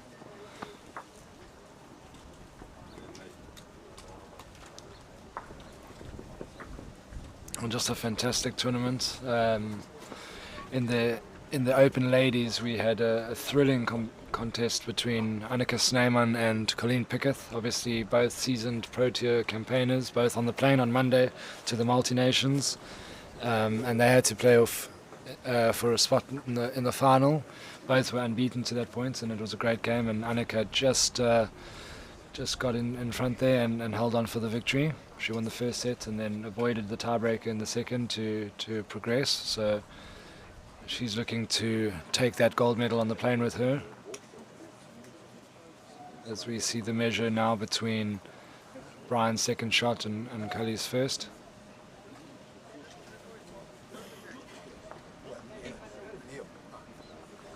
Ferdy Janssen is also watching, Ferdy and his wife Helene. Ferdy knows a thing or two about this green. He was a silver medalist in the SA4s in 2021, yeah, on this beautiful A green. And nice turnout, and I'm sure as the day wears on, the crowd will pull in, but a very good crowd, and it has been all weekend. Obviously the sport is still alive and well, a lot of interest, even if you're not playing, coming down to watch, hopefully learning a thing or two.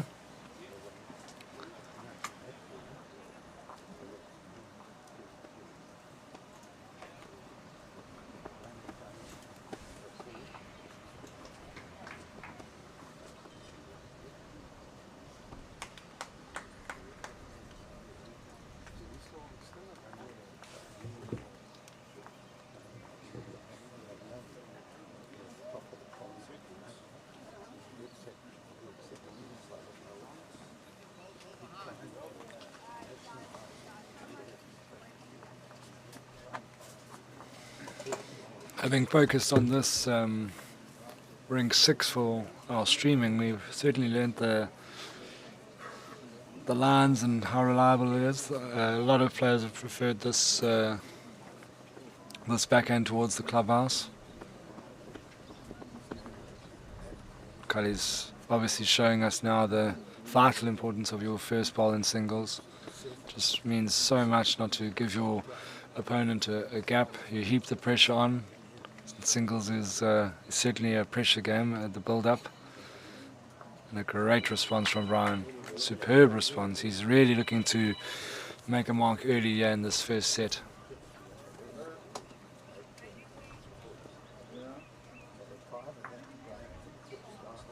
It'll be interesting to see if Callie can get his ball to stay up, because we've seen that on this rink.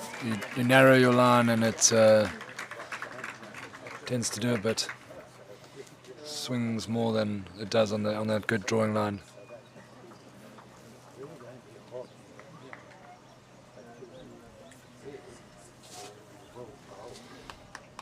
Excellent ball by Brian. See, he doesn't need to attack that shot ball, so he takes that drawing line and it's just beautiful trajectory towards the jack.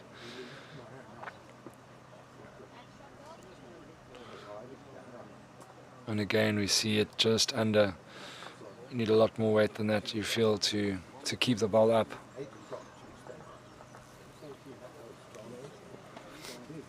And obviously these guys are the best of the best, and it's just interesting to see the strategies.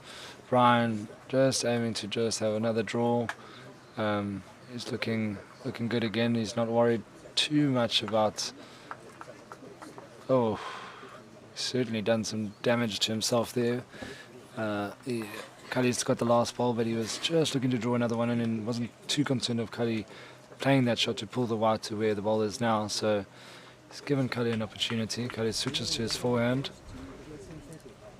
to see if he can chip it out, but he can't, and it's one to Brian. So it's all's well that ends well on that end for Brian Dahl, because wasn't a little bit of danger there after holding a good two. Pulled the white away from his two shot balls, but I suppose for him now it's all about ending the set well and looking to get full maximum points by winning the second set.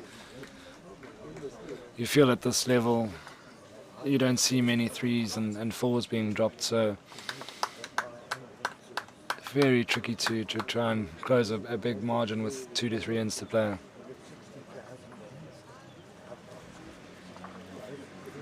And I suppose the other end of that tale is that, guys have often just sort of not sacrificed the set when they're so far behind, but really trying to find their rhythm and their groove for the second set to win that and force the game to a tiebreaker, which for neutrals is obviously fantastic for us to watch. I've certainly enjoyed the tiebreakers. We've seen a few go to the 22nd end when after 3 ends isn't enough, so it certainly bring an added dimension of theatre and drama as opposed to the straight 21 race.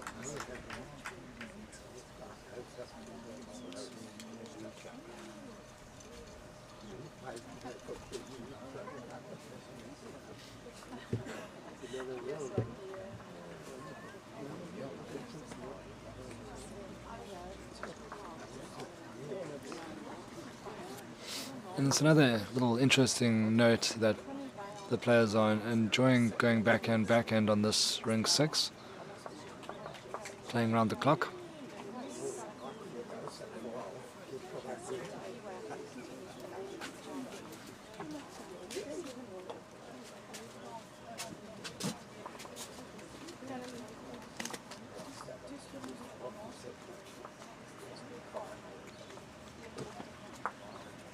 Callie tracking nicely here. Excellent shot.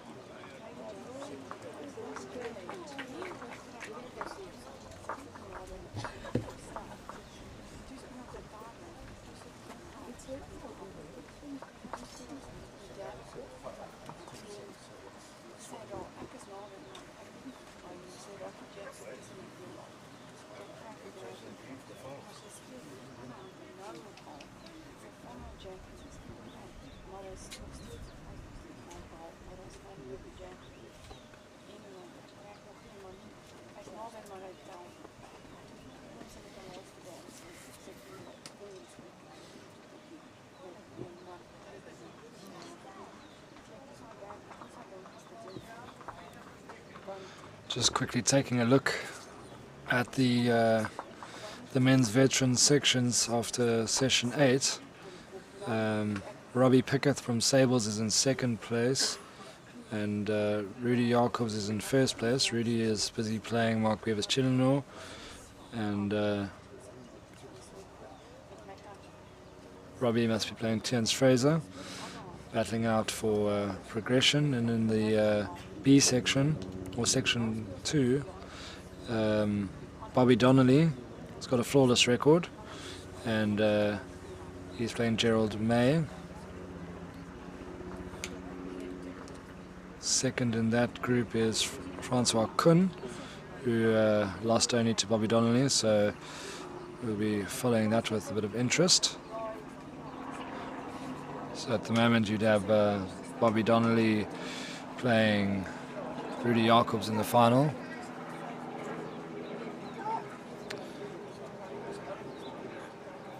This match that we are covering now is Brian Dahl, who's in 4th place. And he is playing Callie, who is in 6th place in the section.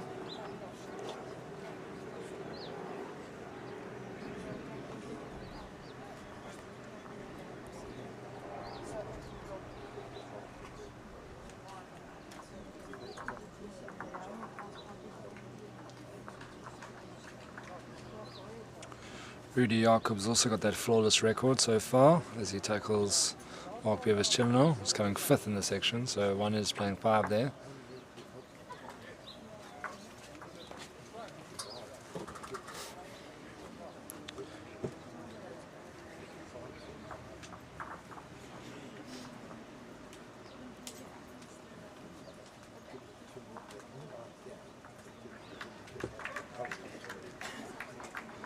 And in the women's section A, Susan Tarr is on top, with Vilma Richards level on points, but Susan finds herself on top. And in the other section we've got Jenny Jones is leading that section, with Susan Nell in 2nd place.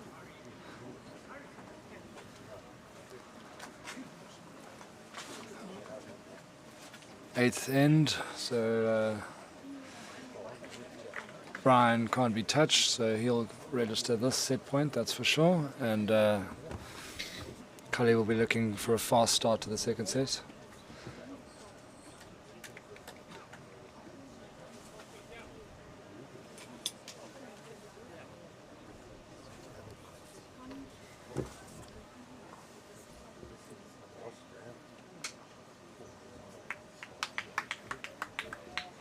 Michelle on YouTube has given us a little shout out, enjoying the commentary. Must credit Eugene Ferreira, Tommy Snowman. They've done some great work this weekend as we've been allocated and chatting you through these veteran Masters games. I'm Wade Pretorius, Bowls South Africa media liaison for my sins, jokes, but avid LawnBowls player, playing out of Mowbray. So just right around the corner from these great greens at Western Province Cricket Club. It's actually where Eugene Pereira is a member, and he's looking to wrap up the league title next week, as they're defending them, Western Province Cricket Club. So they're used to playing on these greens and winning well.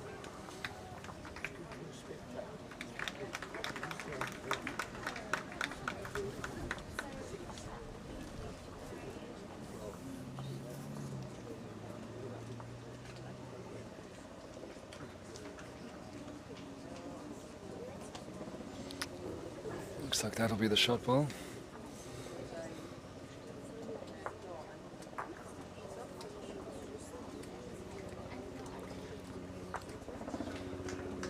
Rudy Jacobs has certainly laid down a marker in that game against Mark Bevis on ring 5. Stormed into a healthy lead, 8-1. 8-1. So the Boyland boys are a little bit down here in set 1. And the men from up north are finding it this morning.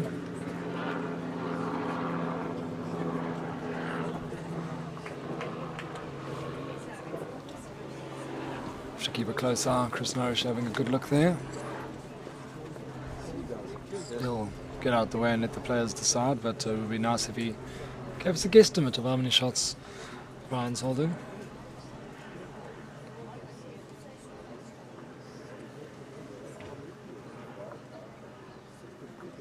Asking for a measure.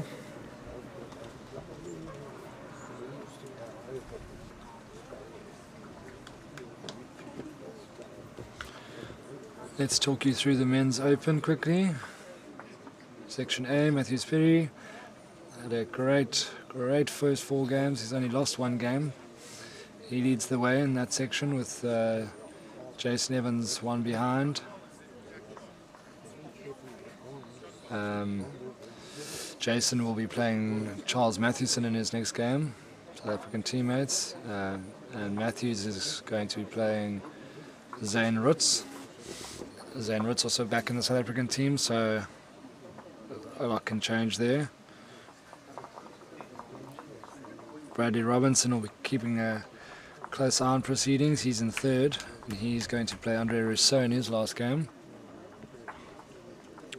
Jerry Baker is playing in the next section. He's playing against Herman Haysalman at the moment. So if you hear lots of cheering and noise, the Goodwood boys are out just supporting Herman Haysalman like the Goodwood boys know how to do. Very vocal and very passionate. Excellent support for their teammates. But leading the way in that section, we've got Mixer Bengerik, and he knows these greens. He was the 2021 singles champion here. He beat Bradley Robinson in that final when the Nationals was hosted here in 2021. So Nixer's enjoying Cape Town, and he's on top. Wayne Roberts is 2nd, Fortin Talbowler, and 3rd is Brendan Ferns, who cut his teeth at Western Province before heading up north. So Nixer's on top there, and he's playing Sean Thomas, who's the 2022 single champion. So we've got 2021 national singles versus 2022 national singles. So if you're wondering at home why you didn't make the grade, you can see the caliber of bowlers that we have on offer here in the Masters. Cream of the crop. Look at this head here, it's developing very nicely. Nice little tussle. So if everything stays the same, the final would be Matthews Perry, who's had a great tournament, really drawn deadly all tournament. Came out on top of a good few tiebreakers as well.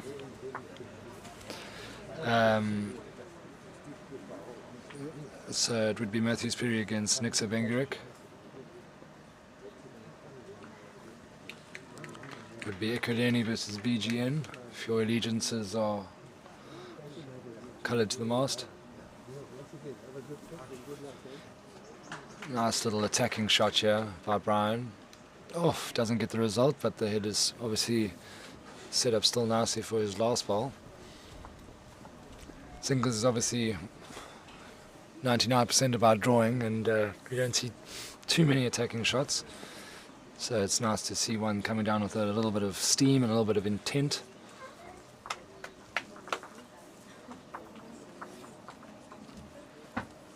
Last chance Lenia in this last end of the first set that he's already wrapped up. He's tracking nicely. And, well, I thought it was tracking nicely, it just bent a little bit more.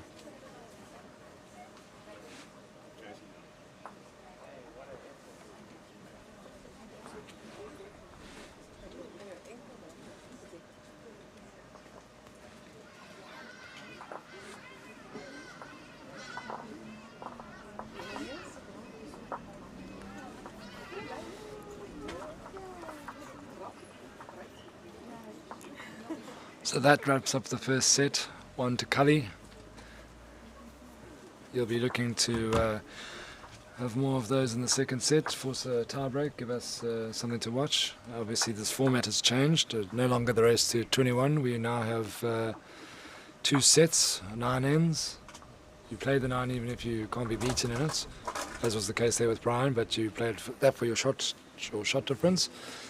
2 sets of 9.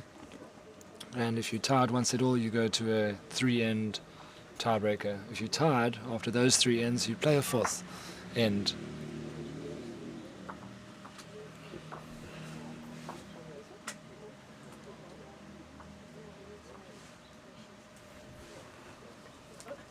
So here we go with the start of the second set.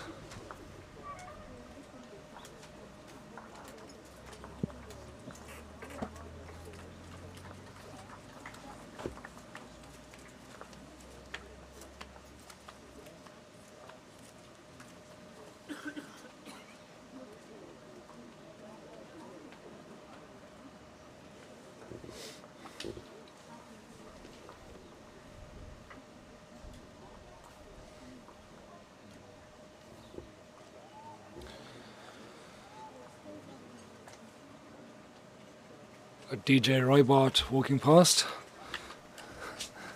Ian Hampshire, another Goodwood boy coming out to cheer on Herman. Good thing you couldn't hear the clinking of the beer bottles as they came past. Boys are staying hydrated, which is always important. But a lovely, good atmosphere that these games have been playing in. Lots of spectators.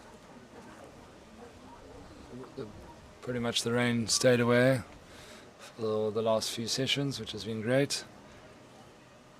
Slight breeze, so nothing too tricky, nothing really you have to factor in the game so far. Obviously, as I say that, the breeze kind of picks up, so the finals might certainly have some wind to factor in. But so far so good on the weather front.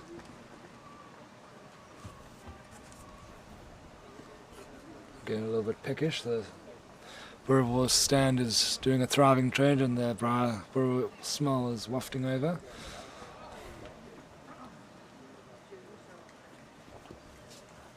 Quite an interesting head here. We were much tighter in that first set, but at the start of the second set, you know, you're looking to start off well, and maybe that does something internally in the pressure, and Callie's come up a bit short there, so it's quite interesting. This new dynamic of these sets really does mix things up. I think it's interesting for the spectators, and the players have to, you know, that's the format, so they get down to business. But Brian could be trailing the white here. Nope, just a little short, but that's a good bowl because he was looking like he was 2 down there, so he's done his duty. Can't really lose more than 1 here, so if Callie does get the shot.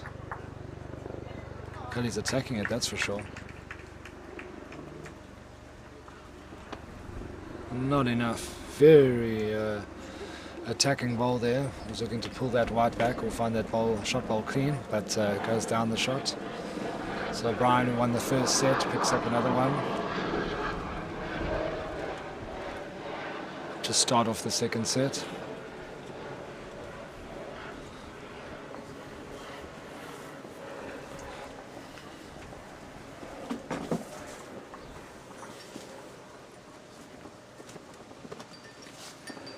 At some point I'm going to have to ask the camera team to just give us that shot of Table Mountain, because you've got to make all the people the people following us a little bit jealous.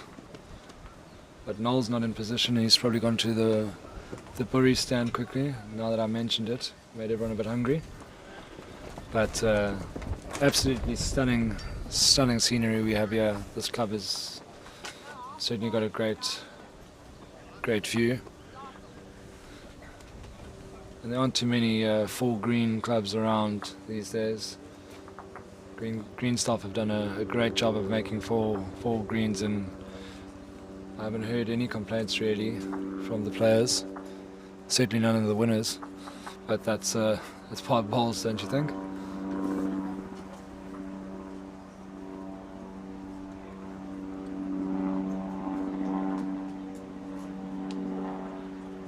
Colin de Jager, he wants Rudy Jacobs in the final.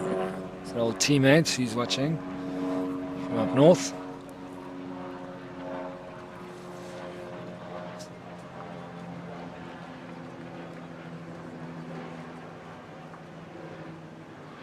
Excellent from Brian. Doesn't make it any easier for Callie. Can still find it on that backhand, swinging nicely.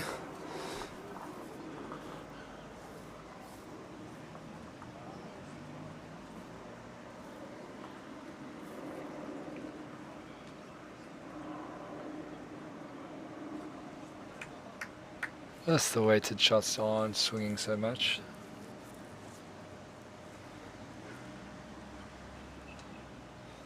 Noel is in position now, so I wonder if he's going to give us that shot of Table Mountain. I mean, I'm sitting here staring at it and it's still so good, so let's have a look. Excellent from Brian, back in the groove, drawing beautifully after winning that first set. Callie looking to stop on that shot ball. Finds it, but with fraction too much.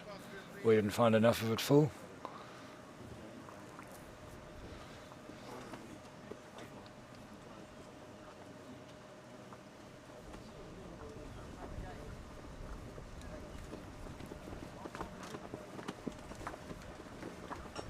So going to find his front one, we'll roll it in.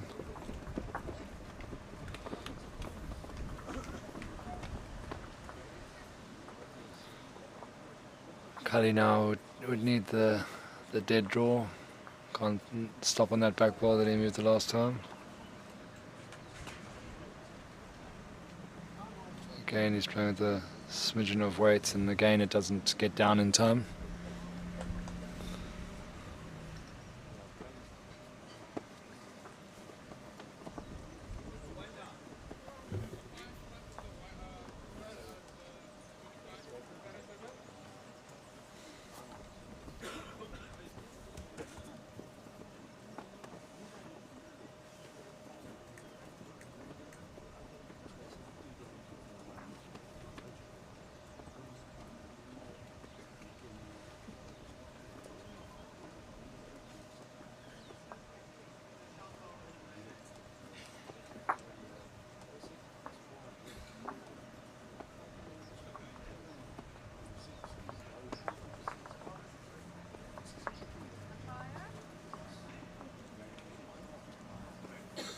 Just having a quick measure.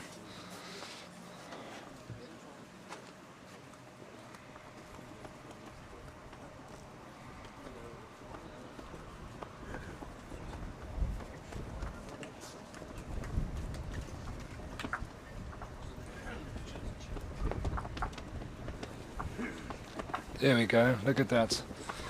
You can see the wind's picking up a little bit with the flags breezing there underneath Table Mountain, but yeah, just a great location for the sports club. Western Province Cricket Club, our host venue this year. You can see some of the other games in action.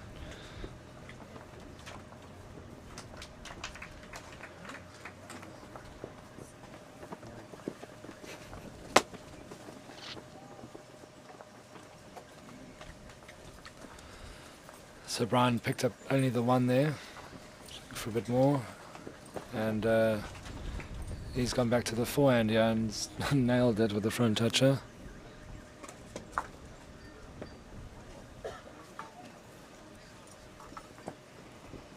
Makes things incredibly difficult for Callie. He's giving himself a back ball.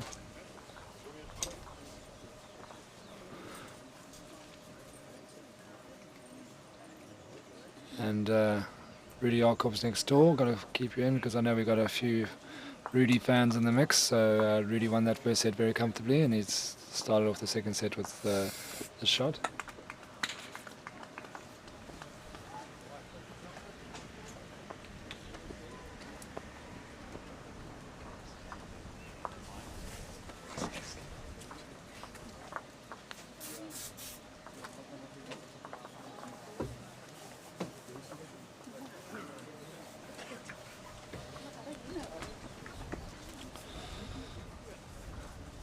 I think there should be actually a prize for the number of Goodwood shirts out here. Certainly the most fans.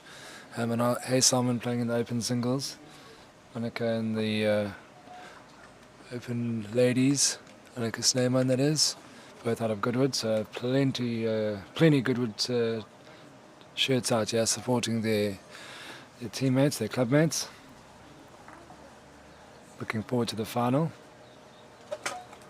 Annika after edging Colleen Pickett in a seriously high quality clash between two leading Protea players.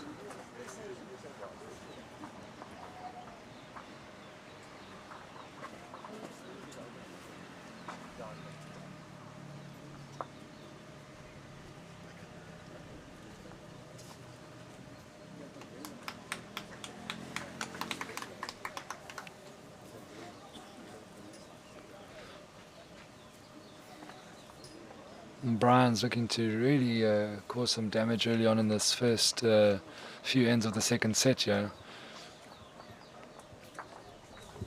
Callie dropping that one short, and that's not good news, that's for sure. And like Callie, seasoned campaigner, excellent drawer.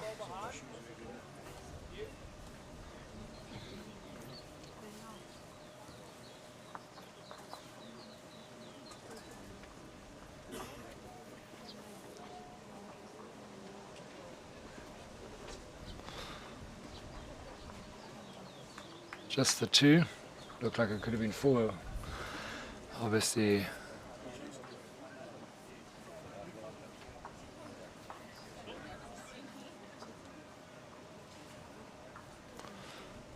Mark Gibbs, personal trust, giving us a wave. Yet another Goodwood member gives us a wave. They're everywhere.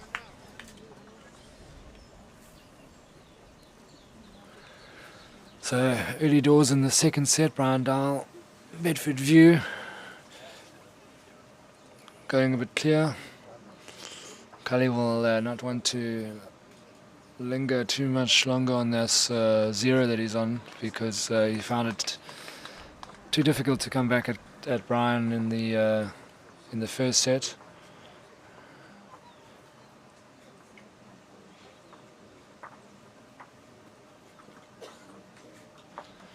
And it is tricky because the level is just so high that it's hard to pick up threes and fours when you need them.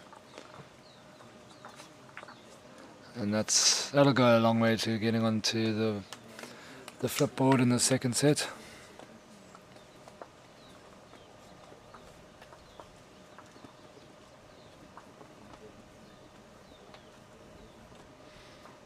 No need to panic for Brian. He's playing very nicely in this match. That one pulling up a bit short. Obviously we had a lot of rain around these parts Friday, Saturday morning, so taking a while for the greens to really get to their normal speed. Callie's packing them in now. Just opens it up a fraction. Let's see if Brian can take his gap. And you won't believe it. I mean, I think I'm going to go and count them, but there's another Goodwood member walking past to go and take up a chair and support Herman in his game. Quite unbelievable.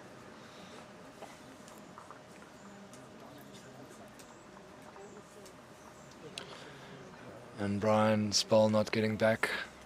You can see a bit of it. He can stop on that shot ball. Callie will be looking to change things up if he can.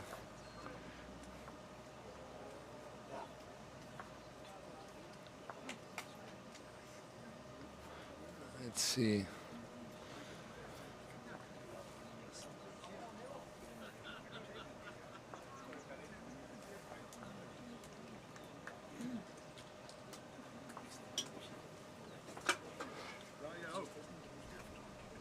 It's holding its line brilliantly. Not as brilliantly as he would have liked. What a great effort.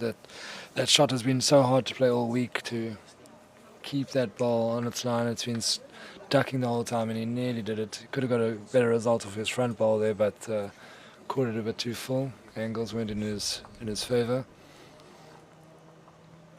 Looks like it's just two with Callie's last ball to play.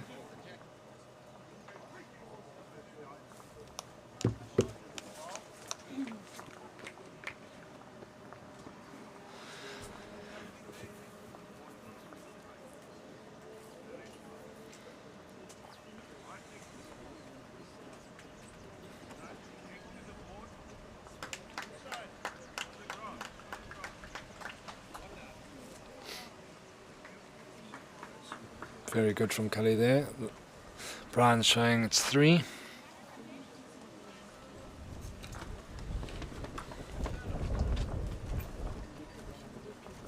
Callie's just inspecting it, see if he can make another, but he can't.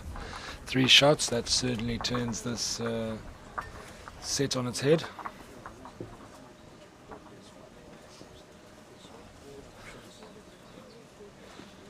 Closes the gap quite nicely, 4-3, 5th end. Chris Norris shows the 3 lollipops. He's got some get on his bicycle to go and fetch the match. He's into a trot now. Markers have got a lot on their plates, flipboards, lollipops, measures. And it's great to have so many volunteers out here, all in their red hats, doing great work, allowing the players to stick to what they want, what they need to do, focus. Let's see, Callie's got his chance to throw at the jack. There's Kevin Smith walking past, victorious Western Province inter-districts for the veterans, the old bullets. He's giving me the thumbs up. He's not worried about being called the old bullet. Yeah, but great game, Province 1 there in Eden. And not staying with the jack there.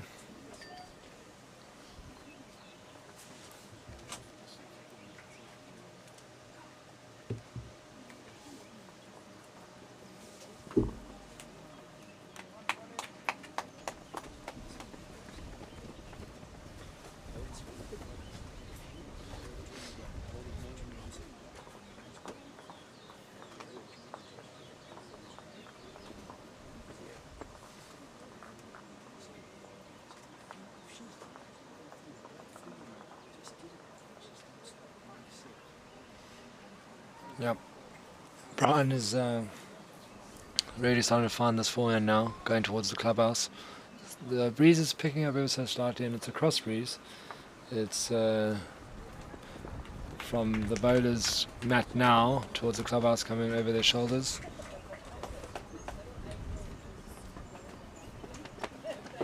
Excellent from Callie. He wants the tiebreaker. The neutrals watching want the tiebreaker.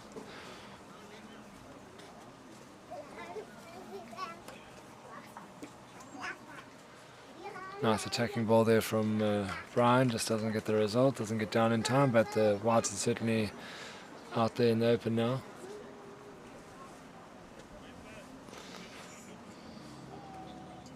Callie asking that one to swing back in.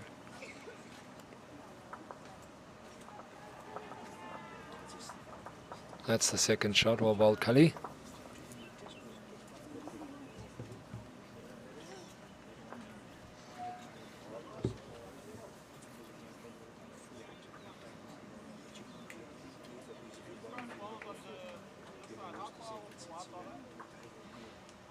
Very intriguing little period in this game. 4-3, 5th end.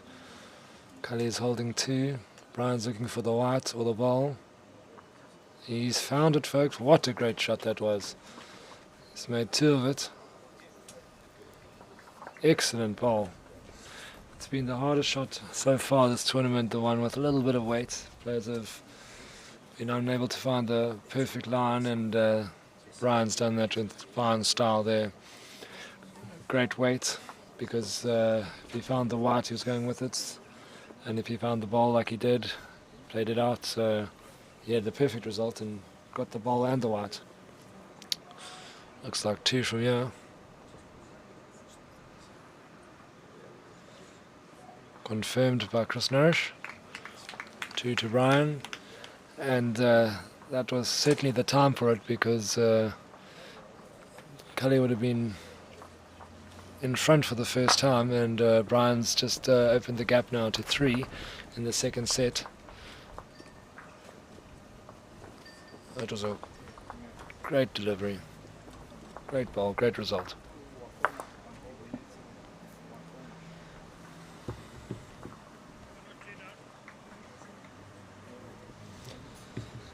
And this match has been played on the A green, and I'm informed that all of the finals will be on the C green, traditionally Province Cricket Club's most favoured green. So they'll be moving for the first time in the tournament, the finalists. No advantage because both of them will be moving to the C green, so there'll be a lot of action. Finals scheduled for 1 o'clock.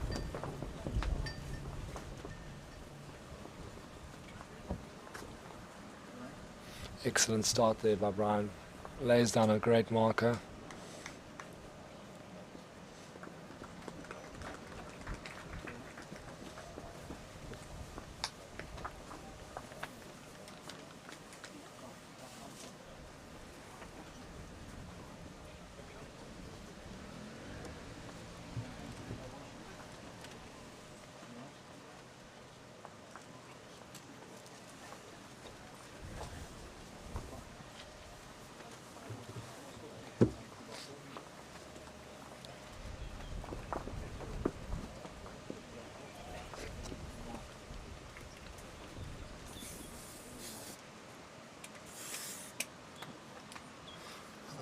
Callie's just allowed a few of those to creep in, a few short deliveries, and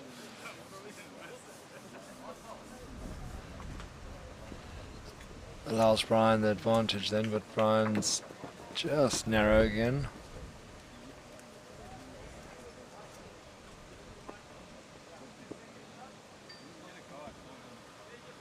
And Callie changes to the forehand. He's going for the shot ball or the white. Let's see, just doesn't get down. I'm not sure how much you could change that, whether it's a small adjustment in the weight, but he wants to be up at it because he wants the white or the shot ball, and he would stay with that weight for, it would make it 2. Brian has protected that little catch area where Callie will now prefer to find the ball full. Let's see if he can play the shot. More weight, bend slightly more, miss everything through the gap. One to Brian, but it's just really been a really tough shot to play. We haven't seen too many at all really throughout the weekend. The weighted shots, players are taking the grass and it's not coming back, and then they adjust to the line that they think, and the ball swings. We did see Brian play that cracker to make it 2 when he found the ball in the white, but they really have been few and far between those good weighted shots.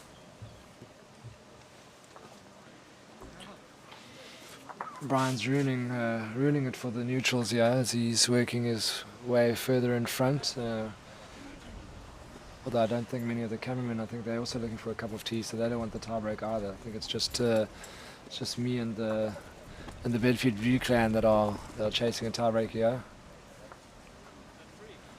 But Brian certainly had the momentum in his favour, and it's hard to go away when you're drawing with such great skill.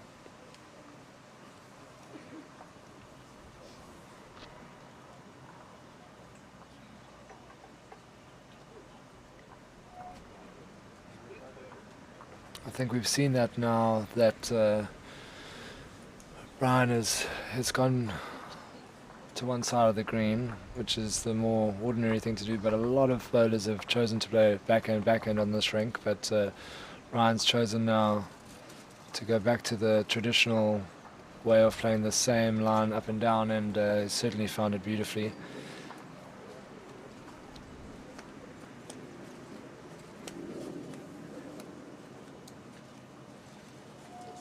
And Callie's looking to pull the white back, but that does leave room for error when you miss, because he's still 2 down at this stage. You can see there the second set, Rudy Jacobs and Mark Bevis-Chillenor is a lot tighter than their first set. Mark's looking to force the tiebreaker there after Rudy Jacobs got the first. Now surely we'll see an attacking shot here. Callie's kind of framed it there for Callie. Will it get down in time? It's going to find a piece of it. Yep, there we go. Great shot. Draws a good round of applause from the onlookers. That was a fantastic shot. It was unfortunately for Brian that he kind of created that big frame there, and on the tough shot, with a little bit of weight just to find the ball and find the white, Callie did play it perfectly. Excellent shot.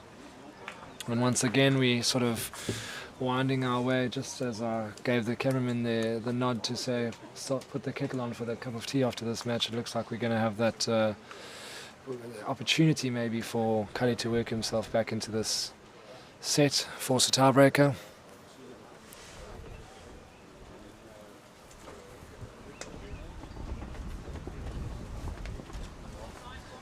Andre Choppy Robertson, himself a medalist at the B Inter-Districts. He's commenting on our Facebook, our YouTube channel there. Good shot, Callie. It was a ripper.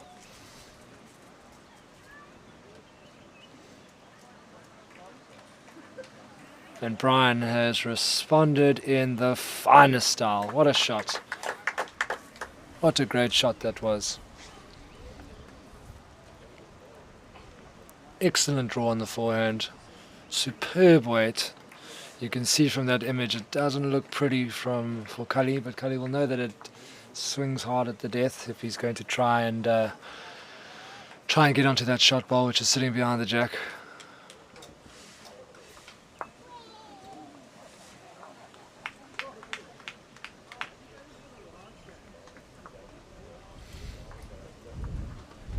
Let's see if he can get a result with this front ball. He cannot.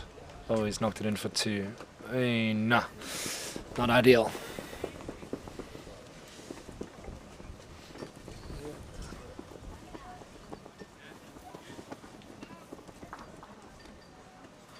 Chris Nourish confirms the bad news for the tiebreak club.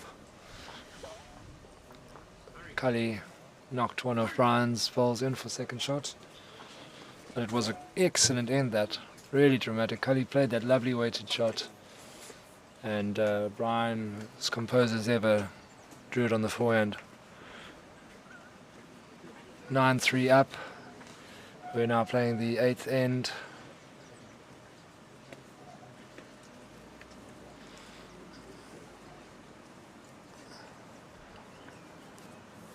Last chance saloon for Callie. Get himself back in this contest.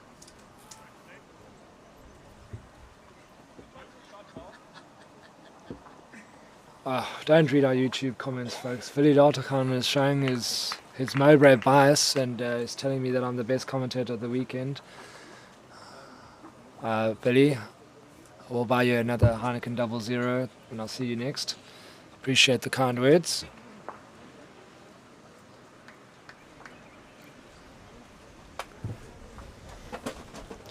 But I do feel that the great bowling on display lends to good commentary, because it's been a joy to watch and share some thoughts. Excellent, Brian. He's really bowled top draw stuff. This where are we now? Went afternoon yet? No. Late morning. He's really had a fine final game here. And we know that skips only remember the last shot. We wonder if those doing the selection will remember the last game, because he certainly produced the goods here.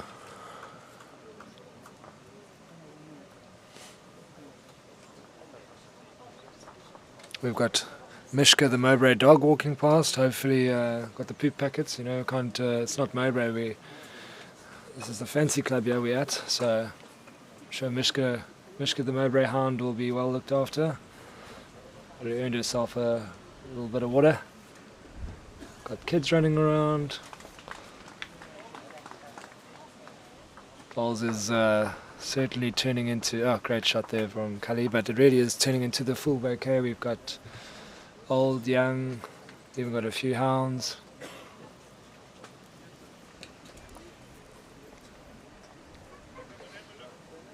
Not a bad way to spend a Sunday morning out in the sun at Western Province Cricket Club, enjoying excellent bowls, perhaps the Merwe stand, perhaps even a cheeky pint at the draft machine. I think I get a little bit thirsty myself. Wait for that bone to fly over at 12 o'clock. Callie just resetting himself there. Hope you can see this game's played in great spirit. It has been all weekend. They're doing battle for sure, but they're doing it with a smile on their face. Callie looking to perhaps rattle the cage there. Can't get down onto the bowl there. So that's one to Callie. Unfortunately, folks, that won't be enough. The tiebreak club will go into mourning ever so shortly.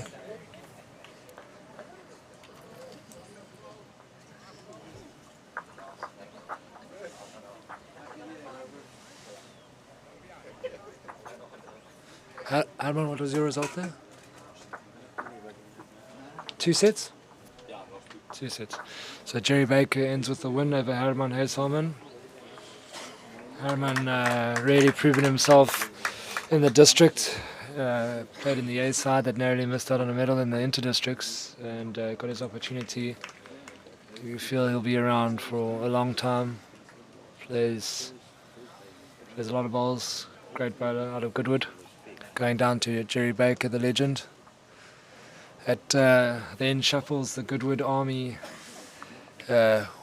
All attention left on Annika Sneeman for her final. You feel it might be a rowdy one.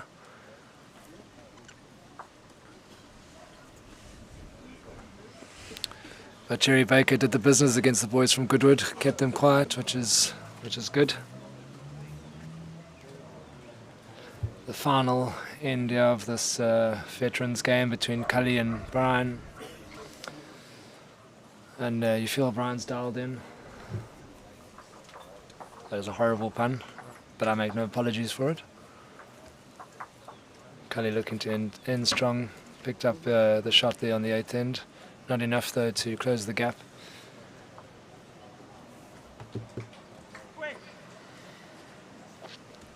Rudy Jacobs stretching out in front. It was quite close in the middle of that second set, but Rudy Jacobs looking to solidify his place. A nice win in his final group game. Excellent bowling from Brian. I feel he's got it on a string at the moment.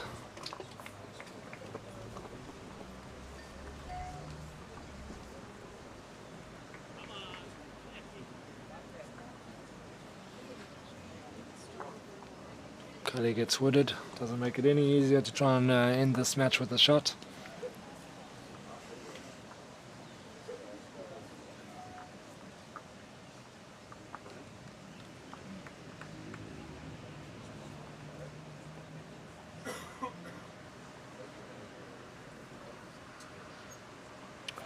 Brian ruining any fun that Callie might have had there, having a run with his last ball. He's got the best back now, so that takes it out, and he's still going for it. Thought he might.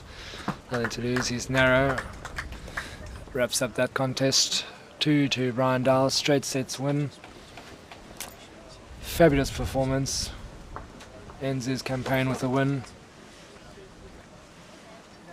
Great game. He really did just pull away early doors and wasn't seen again. Fantastic performance against a very seasoned drawer, Callie van der Merwe. How are you? Cool. Another greeting from another Goodwood club member, another youngster. Can you believe it? There's even a few Goodwood players not with their club shirts on, but they're certainly the most represented here. Could be more Goodwood members than people in the open section. They're doing the necessary. We'll be back in a little while. Fantastic game. Hope you enjoyed that. Final coming up at 1 p.m. See you later.